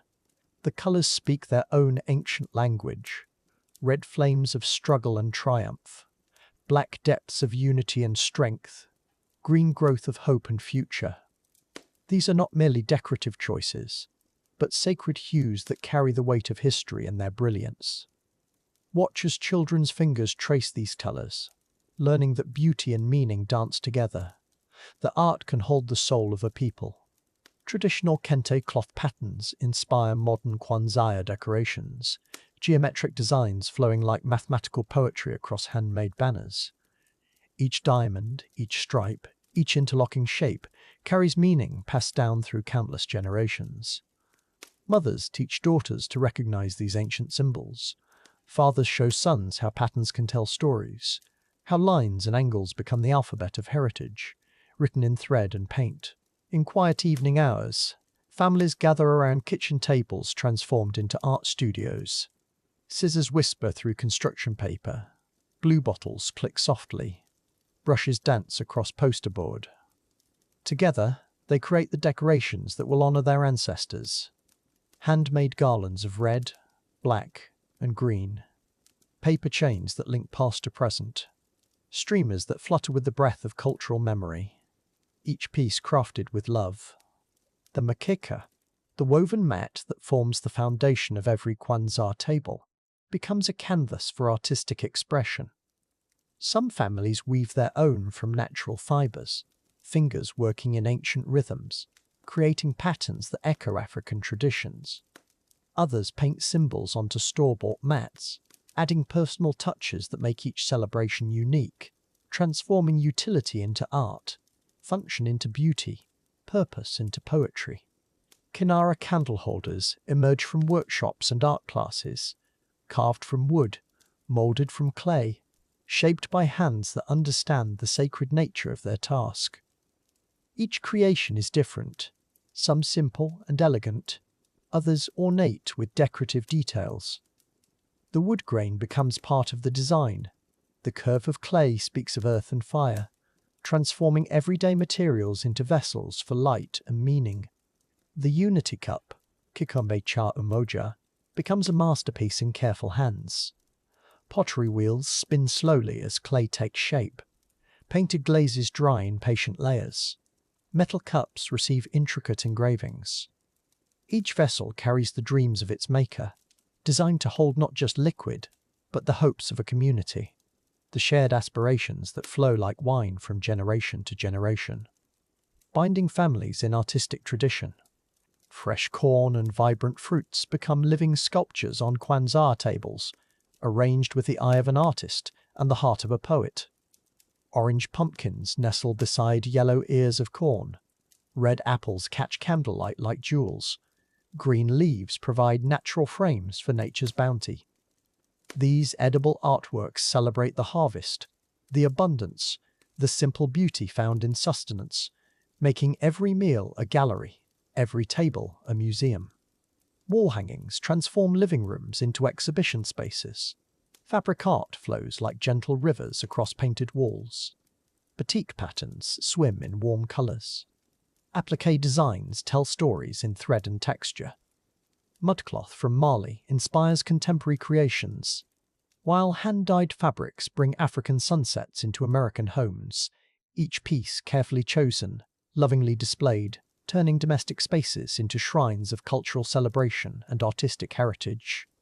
Children's artwork covers refrigerators like badges of pride, crayon drawings of kinara candles, construction paper, collages of African animals, finger-painted portraits of family ancestors. These innocent creations carry profound power, connecting young hearts to ancient traditions through the universal language of art. Small hands create big meaning, turning kitchen galleries into museums of tomorrow, preserving culture one drawing at a time. Community art projects bring neighbours together in creative fellowship. Groups gather in church basements and community centres, sharing supplies, trading techniques, building bonds through shared artistic endeavours. Quilting circles create Kwanzaa, themed coverlets. Pottery classes shape ceremonial vessels. Painting workshops splash African-inspired murals across neighbourhood walls. Art becomes the thread that weaves community fabric, stronger, brighter, more beautiful than any single strand. Elder hands guide younger ones in time. Honoured techniques. Grandmothers teach traditional beadwork patterns. Grandfathers share woodcarving secrets. Aunts demonstrate the ancient art of natural dyeing. These lessons flow like gentle streams between generations, carrying knowledge, skill, and cultural memory from experienced artists to eager students. The transfer happens slowly, lovingly, ensuring that artistic traditions survive and thrive in contemporary hands. Modern interpretations blend ancient wisdom with contemporary creativity. Digital prints honor traditional patterns. Recycled materials become symbolic sculptures. Urban artists spray paint. Kwanzaa murals that speak to today's youth. Innovation doesn't replace tradition. It extends it, allowing cultural expression to evolve while maintaining its essential spirit. New tools, same heart, fresh vision, eternal message, art as a living, breathing, growing celebration of heritage. Art becomes cultural preservation. Each handmade decoration a small act of resistance against forgetting. Each carefully chosen colour, a vote for memory. Each traditional pattern, a bridge across time. In creating beauty, families create continuity, ensuring that future generations will know, will remember, will understand the richness of their heritage through objects they can touch, see, and treasure, making culture tangible, making history hold. As candlelight dances across handcrafted decorations, as shadows play with painted patterns, as the gentle rustle of fabric art whispers in evening breezes, we understand that Kwanzaa's true artistry lies not just in objects, but in the love that creates them, the hands that shape them, the hearts that treasure them. Art becomes prayer. Creation becomes prayer. Creation becomes celebration. Beauty becomes the lasting gift of cultural memory. Chapter 12. In today's rhythm, Kwanzaa's resilience. In living rooms across America, the glow of kinara candles dances against modern walls, mixing ancient wisdom with contemporary life. Here, in apartments overlooking busy streets, in suburban homes filled with children's laughter, in quiet rural houses where ancestors' voices still whisper through the wind, Kwanzaa finds its place in today's world, adapting, surviving, thriving in the hearts of families who refuse to let their heritage fade. Maya pulls her grandmother's kente cloth from the cedar chest, its colours still vibrant after decades of careful preservation. Tonight, her own children will gather around the kinara, just as she did 30 years ago, but with smartphones tucked away, tablets forgotten, as they focus on something deeper than digital connection. The ritual remains unchanged, yet each generation adds their own interpretation, their own understanding, their own questions about identity, belonging, and what it means to honour the past while embracing the future. In Detroit, Marcus explains Umoja to his teenage son. Unity not just as a word, but as a living principle that carried their family through unemployment, through loss, through the countless challenges that test a community's resolve. The red candle flickers as they speak, casting shadows that seem to hold the spirits of all who came before, reminding them that individual strength flows from collective support, that one person's struggle becomes everyone's opportunity to demonstrate love, compassion, and unwavering solidarity in action. The black candle stands tall in the center, representing Kujichagulia, self-determination, as Aisha teaches her daughters about choosing their own path while honoring their roots. In this quiet moment, with city sounds muffled by winter windows, she shares stories of women who defined themselves, who refused to let others write their narrative, who understood that true freedom begins with knowing who you are, where you come from, and having the courage to speak your truth, even when the world prefers your silence. Especially then. Ujima, collective work and responsibility, comes alive in the Johnson household as 3 generations prepare the Karamu feast together. Grandpa James shares memories of community barn raisings, while Mom coordinates the modern version, organizing neighborhood cleanups, mentoring programs, food drives that feed both body and soul. Young Destiny learns that helping others isn't charity. It's understanding that we rise together or not at all. That individual success means nothing if the community struggles. That every hand matters in building tomorrow's dreams. The green candle glows softly as Robert explains Ujima, cooperative economics, to his college-bound daughter. Beyond textbook definitions, he shares how her great-grandfather's barbershop became a community hub. How black-owned businesses were more than commerce. They were sanctuaries, sources of pride, foundations for futures. Today, she understands why they choose the black-owned bookstore, why they support local artists, why every dollar spent thoughtfully becomes a vote for the world they want to create. Together, purposefully, with intention and hope. Nia, purpose, resonates through the Williams family's evening discussion as they light the red candle once more. Teenage Jordan struggles with college applications, feeling overwhelmed by choices, until his aunt reminds him that purpose isn't a destination, it's a journey of service. She speaks of teachers who shaped minds, doctors who healed bodies, artists who lifted spirits, activists who changed laws, each finding their unique way to restore their people, their communities, their world to its natural greatness, one choice at a time, one day at a time, one day at a time. In the soft candlelight, Kuumba, creativity, takes shape as Grandmother Rose shares her quilting stories with eager grandchildren. Each square tells a tale. Each pattern holds memory. Each stitch connects past to present. Tonight, they create new traditions, blending old songs with modern poetry, ancient recipes with contemporary flavors, understanding that creativity isn't just about making beautiful things. It's about leaving the community more beautiful, more whole, more connected than they found it. Through art, the final green candle illuminates Imani, faith, as the Thompson family reflects on the year's challenges and victories. Economic uncertainty tested them, social tensions strained them, but their faith in each other, in their ancestors' wisdom, in tomorrow's possibilities never wavered. 8-year-old Zara doesn't fully understand the complexity of systemic change, but she feels the warmth of belonging, the security of being loved, the confidence that comes from knowing her family believes in her, in their community, in the righteousness of their struggle. Across the country, in apartments and houses, in cities and suburbs, families gather around their own kinaras, each celebration unique yet connected by shared principles. Some follow traditional rituals precisely, others adapt them to modern schedules. Single parents create intimate ceremonies. Extended families fill entire rooms with voices, but all participate in something larger than themselves. A cultural renaissance that refuses to be diminished. A heritage that grows stronger with each passing generation. Each lit candle, each shared story, the corn on the mkeka represents children. And tonight, children are teaching adults new ways to honor old wisdom.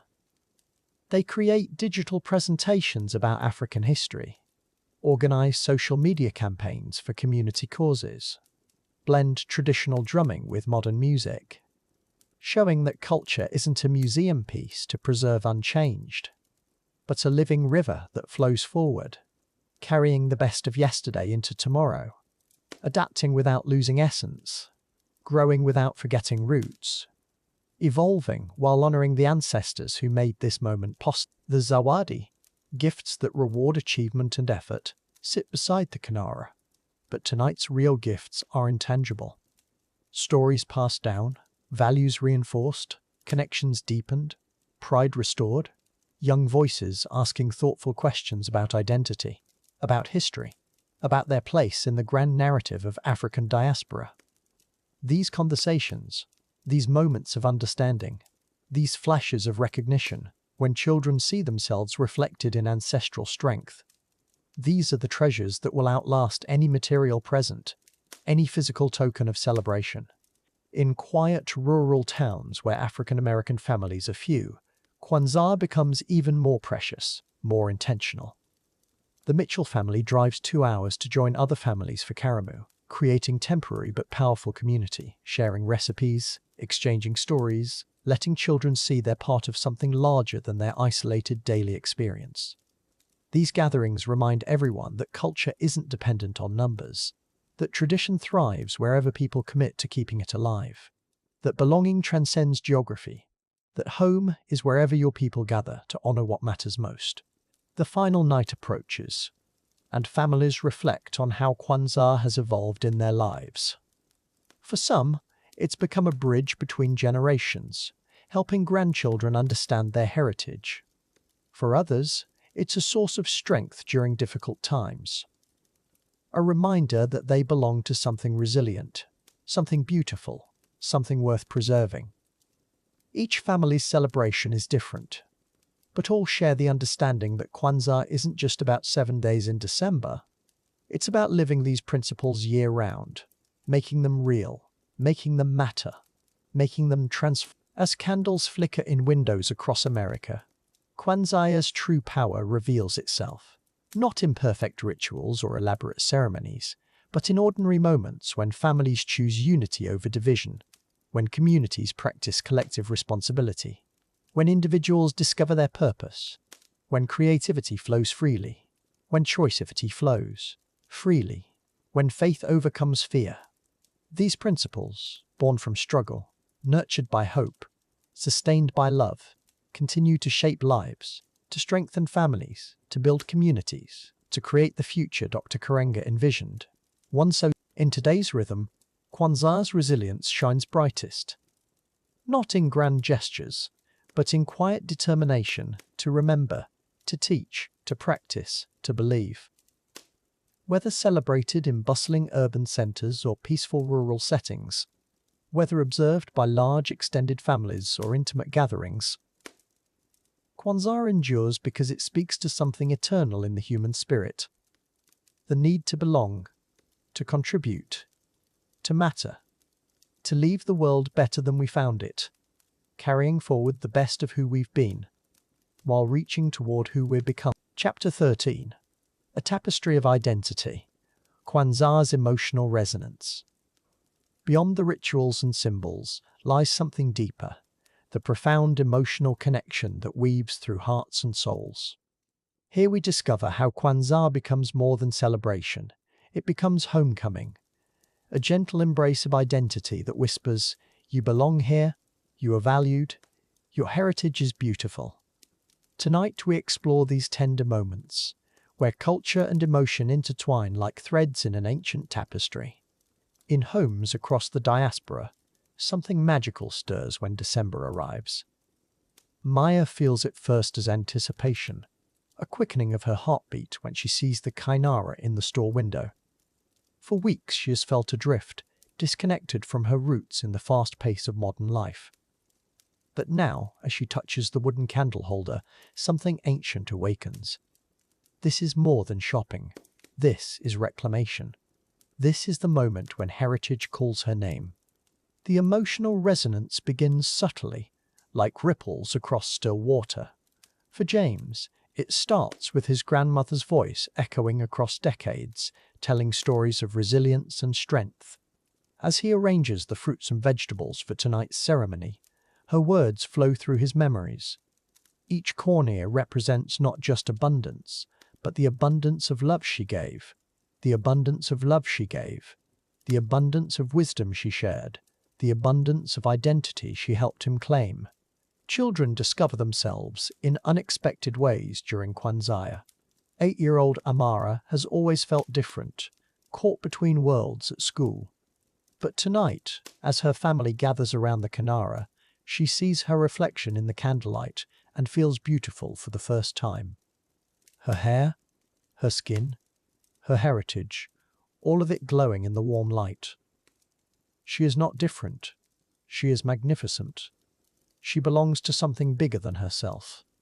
The principle of Umoja, unity, resonates differently for each heart. For Malik, recently divorced and feeling isolated, it means finding family beyond blood relations.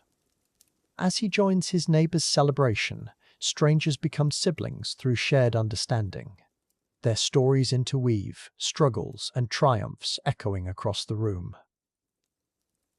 In this circle of faces, he discovers he is not alone. Community forms naturally, like rivers finding their way to the sea. Kujichagulia, self-determination, awakens something fierce and beautiful in Zara's chest. For years, she has molded herself to fit others' expectations, dimming her light to make others comfortable. But tonight, as she speaks her dreams aloud to her family, her voice grows stronger with each word. She will start that business, she will write that book, she will honor the courage flowing through her bloodline. Self-determination becomes self-liberation. The tears come softly during Ujamaa, collective work and responsibility. Dr. Williams remembers her mother's hands, worn from years of cleaning other people's houses to pay for her education. Now, as a successful physician, she understands the weight of collective sacrifice. Every patient she heals honors those calloused hands. Every life she saves repays the debt of love. Responsibility transforms into reverence. Work becomes worship of those who came before. Ujima, collective work, manifests in teenage Marcus as he helps prepare the family feast. Usually glued to his phone, tonight he finds himself drawn to his aunt's stories as they cook together. Her laughter fills the kitchen, punctuating tales of ancestors who survived unimaginable hardships. As he kneads cornbread, he feels their strength flowing through his hands. This work is holy. This togetherness is sacred. This connection transcends generations. Nia, purpose, reveals itself in quiet moments of contemplation. Elderly Mrs. Jackson sits before the kinara, watching flames dance in the darkness. At 85, she has lived through segregation, integration, and beyond. Tonight she feels the weight of her purpose clearly, to pass these stories forward, to ensure these flames never die. Her grandchildren will carry this light, and their children after them, an eternal flame of purpose. The principle of Kuumba, creativity, flows through little Destiny's fingers as she makes her own zawadi. With construction paper and crayons, she creates a family tree that spans continents and centuries. Each leaf bears a name, each branch tells a story, each root runs deep into African soil. Her artwork becomes a bridge, connecting her young heart to ancestors she never met, but somehow knows. Creativity becomes communion with the past. Imani, faith, sustains Patricia through her darkest hour. Recently diagnosed with cancer, she finds strength in Kwanzaa's embrace. The candlelight reminds her that her ancestors survived the impossible, crossed oceans in chains, yet kept their dignity intact. If they could endure, she can endure. Faith becomes her medicine, hope becomes her healing, hope becomes her healing, and the kinara becomes her altar of resilience. She will not merely survive, she will thrive. In homes across the world, similar scenes unfold. Families reunited across distances, friends gathering like chosen family, communities strengthened by shared purpose. The emotional resonance ripples outward, touching hearts that have felt displaced, souls that have felt forgotten, spirits that have felt diminished. Kwanzaa becomes a homecoming for the diaspora, a reminder that heritage is not geography. It is the beating of ancestral hearts within our chests. The celebration's emotional impact extends beyond the 7 days. Children carry newfound pride into classrooms. Teenagers walk taller, knowing their worth. Adults move through the world with deeper purpose. The principles become living prayers, whispered during difficult moments, remembered during times of decision. Kwanzaa plants seeds that bloom year-round, nurturing gardens of identity in hearts that had forgotten how to flower. As the final candle is lit, emotions crystallize into understanding. This is not nostalgia. This is empowerment. Not performance, but transformation. The tears that flow are cleansing rivers, washing away shame and doubt, revealing the gold that was always there beneath the surface. Faces glow not just from candlelight, but from the inner radiance of people who have remembered their magnificence, who have claimed their place in the beautiful tapestry of human experience. The emotional resonance of Kwanzaa creates ripples that extend far beyond individual hearts. Schools begin incorporating African history into curricula. Businesses recognize the holiday in their calendars. Communities organize festivals that bridge cultural divides. What began as personal healing becomes collective transformation. The celebration's emotional truth, that every culture deserves honor, that every heritage holds beauty, spreads like seeds on the wind, taking root in unexpected places. As we prepare to explore Kwanzaa's broader cultural impact, we pause to honor these intimate moments, these personal transformations, these emotional awakenings. For in the end, culture is not preserved in museums, but in the beating hearts of people who choose to carry it forward. The true measure of Kwanzaa's success lies not in grand celebrations, but in the quiet moments when someone looks in the mirror and whispers, "I am enough, I belong, I am beautiful." Chapter 14. In the cultural mosaic, Kwanzaa's impact. Beyond the intimate glow of family gatherings, Kwanzaa radiates outward into the broader cultural landscape, touching hearts and minds across generations. Like ripples on still water, this celebration has woven itself into the very fabric of African American expression, creating bridges between tradition and innovation, between past wisdom and future dreams. In quiet libraries and bustling classrooms, Kwanzaa's principles have found their way into literature and learning. Writers draw inspiration from the seven candles, crafting stories that honor heritage while embracing tomorrow. Teachers weave Umoja and Kujichagulia into lessons, helping young minds understand that unity and self-determination are not just seasonal concepts, but lifelong guides for navigating an ever-changing world. The artistic canvas has bloomed with Kwanzaa's vibrant spirit, painters capturing the warm amber of kinara flames, sculptors shaping forms that speak of collective work and responsibility. Musicians compose melodies that echo with Ujima, their rhythms carrying the heartbeat of community across concert halls and intimate venues, each note a celebration of cultural pride and creative expression. In galleries and museums, Kwanzaa exhibitions invite visitors to pause and reflect, to understand how 7 simple principles can transform communities. Curators carefully arrange displays that honor Ujamaa, showing how cooperative economics builds not just businesses, but bonds between neighbors. Each artifact tells a story of resilience, of dreams nurtured in the gentle glow of December candles, of dreams nurtured in the gentle glow. Social movements have embraced Kwanzaa's wisdom, finding in Naya a compass for purposeful action. Activists gather around kitchen tables and community centers, planning initiatives that reflect Kuumba, creativity applied to healing and hope. The principles become rallying cries, gentle yet powerful reminders that change begins with understanding ourselves, our history, our responsibility to future generations seeking light in darkness. Educational institutions have woven Kwanzaa into their cultural tapestries, creating programs that celebrate diversity while honoring specific traditions. Students learn that Imani, faith, extends beyond personal belief to collective possibility. In dormitories and study groups, young people discover how ancient African wisdom speaks to modern challenges, how candlelight conversations can illuminate pathways toward understanding. The influence spreads through digital spaces and virtual communities, where Kwanzaa's message transcends geographical boundaries. Online forums buzz with discussions about implementing Ujima in remote work, about practicing Nia while pursuing career goals. Technology becomes a bridge, connecting families separated by distance, allowing the kinara's glow to reach hearts across continents, uniting souls in shared celebration.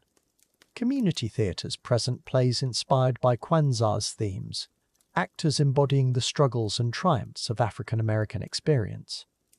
Each performance becomes a meditation on Kujichagulia, self-determination played out on stages both grand and intimate.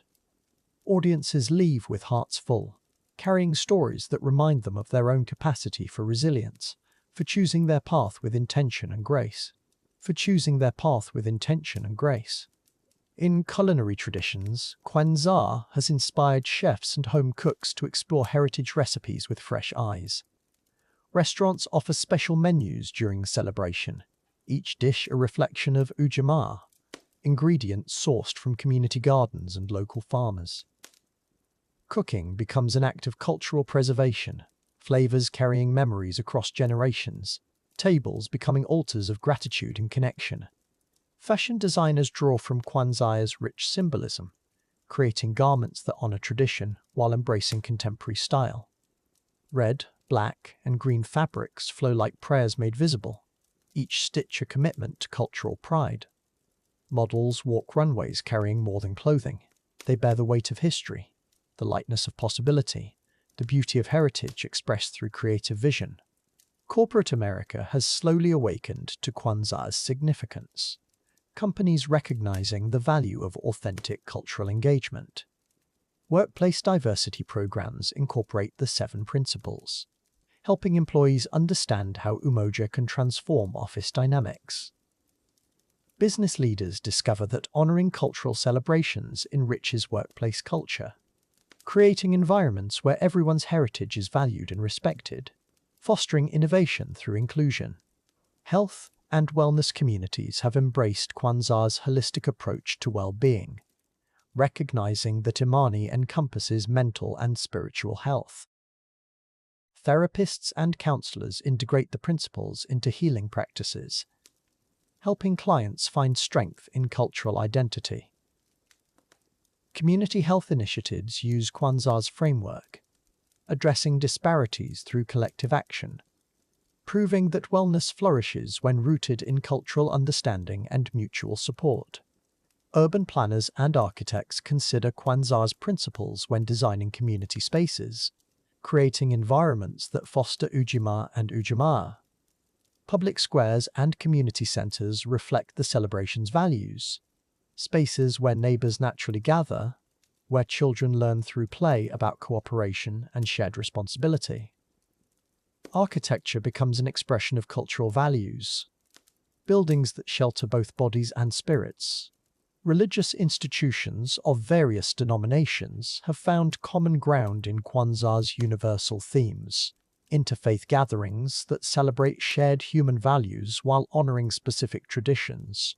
Pastors, rabbis, imams, and spiritual leaders recognize the wisdom in Kwanzaa's principles, incorporating messages of unity and purpose into their teachings, proving that light knows no boundaries, that hope speaks every language.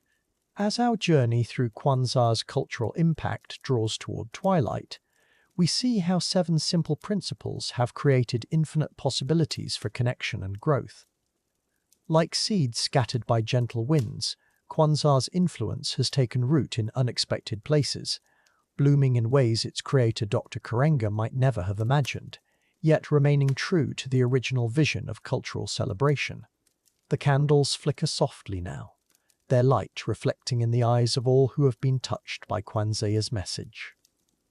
We prepare to close this chapter, yet the story continues in countless hearts and communities, in every act of unity, every choice of self-determination, every moment of creative expression that honors the past, while embracing tomorrow's endless possibilities.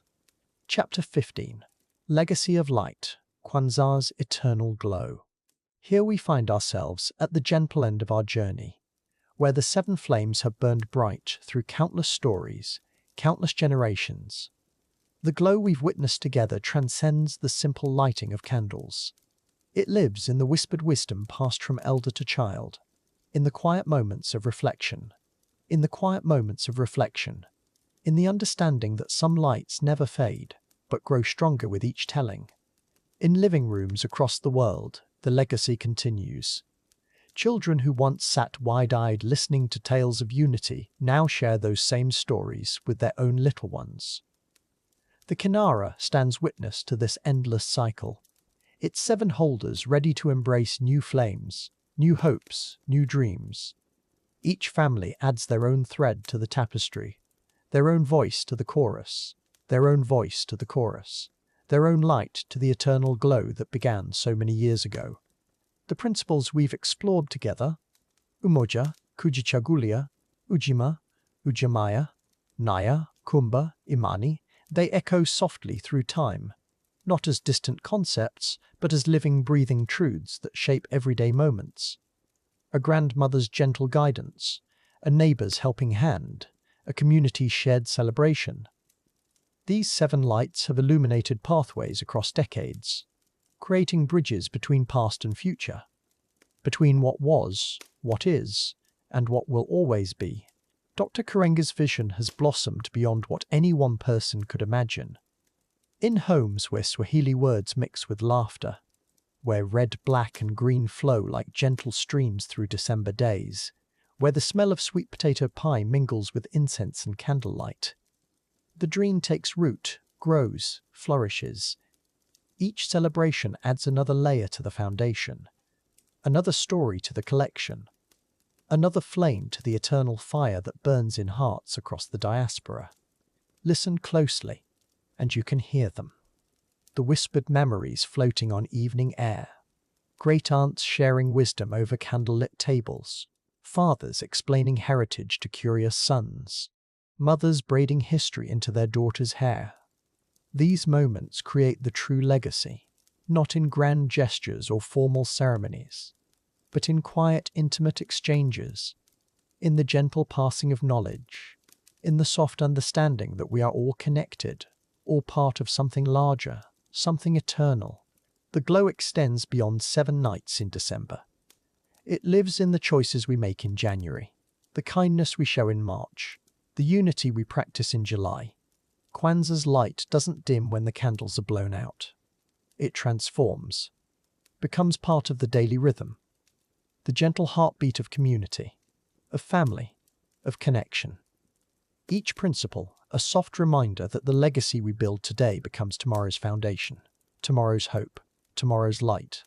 In schools where children learn about heritage, in community centres where neighbours gather, in homes where stories flow like honey, the legacy grows stronger. Each person touched by Kwanzaa's gentle wisdom becomes a keeper of the flame, a guardian of the glow. They carry forward not just traditions, but understanding, not just rituals, but relationships, not just rituals, but relationships, not just customs, but compassion. The light multiplies, spreads, enriches, creating ripples that reach far beyond what eyes can see. Time moves differently in the glow of legacy. Past and present blend like watercolors on peaceful canvas. A mother's lullaby echoes her grandmother's song. A child's question mirrors one asked decades ago. The kinara stands as more than decoration, more than symbol. It becomes a bridge across generations, a lighthouse guiding ships of memory safely home. Each flame a story, each story a gift, each gift a promise that the light will continue, will endure, will illuminate.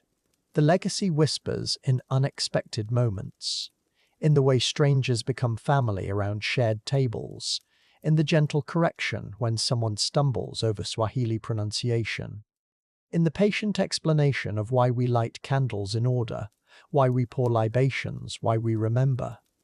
These teaching moments, these bridges of understanding, they weave the fabric stronger, make the glow brighter, ensure that wisdom passes not as burden, but as blessing, as joy, as love. Across oceans and continents, the eternal glow reaches. In classrooms where teachers share Kwanzaa's story, in libraries where books hold printed flames, in digital spaces where communities connect across distances. The principles transcend geography, language, circumstance. They speak to something deeper, something universal. The human need for connection, for purpose, for belonging, for light in darkness, for hope in uncertainty, for unity in division, for love in all seasons. Listen to the gentle sighs of satisfaction, of completeness, of understanding finally reached. They rise from hearts that have found their place in the story, their role in the legacy, their light in the eternal glow. Each person becomes both student and teacher, learner and keeper, recipient and giver, recipient and giver. The circle completes itself endlessly, beautifully, peacefully. As new voices join the chorus, new hands light the candles, new hearts embrace the wisdom that time cannot dim, the transformation continues. Quiet as morning dew, persistent as flowing water. In the way children naturally share toys after learning about Ujima, in the pride that straightens shoulders when heritage is discussed, in the comfort found in belonging to something larger than oneself. These changes happen slowly, gently, naturally, like flowers opening to sunlight, like roots growing deeper, like love expanding to embrace more, always wider, always warmer, always brighter. Hope lives in the legacy, not as wishful thinking, but as quiet certainty, as gentle knowing that what we plant today will bloom tomorrow, that what we teach today will guide tomorrow, that what we love today will warm tomorrow. The 7 flames become 7 promises, 7 commitments, 7 gifts we give to future generations. They will light their own candles, tell their own stories, add their own voices, but the glow, the eternal glow, continues unchanged, unchanging, unchangeable. In the quiet moments after celebration, when candles have been carefully extinguished, when stories have been told, when embraces have been shared, the legacy settles like soft blanket over sleeping homes. It rests in photo albums, in recipe boxes, in the gentle rhythms of speech patterns learned from elders, in the way hands automatically reach to help, in the instinct to include rather than exclude, in the understanding that we are all, always, forever connected. The glow emanates from ordinary moments made sacred, from daily choices infused with principle, from simple acts elevated by intention. A kind word becomes Umoja, a helping hand becomes Ujima, a creative solution becomes Kuumba. The legacy lives not in perfection, but in progress, not in completion, but in continuation, not in endings, but in beginnings. Each day offers new opportunity to tend the flame, to share the light, to be part of the eternal glow. And so our journey together draws to its gentle close. But the legacy, the light, the love, they continue on, carried forward by every heart touched by this story, every mind opened by this wisdom, every spirit warmed by this glow. Sleep now, rest peacefully, knowing that somewhere, someone is lighting a candle, sharing a story, passing on the gift. The eternal glow of Kwanzaa lives on, in you, in us, in the endless circle of light, forever and always,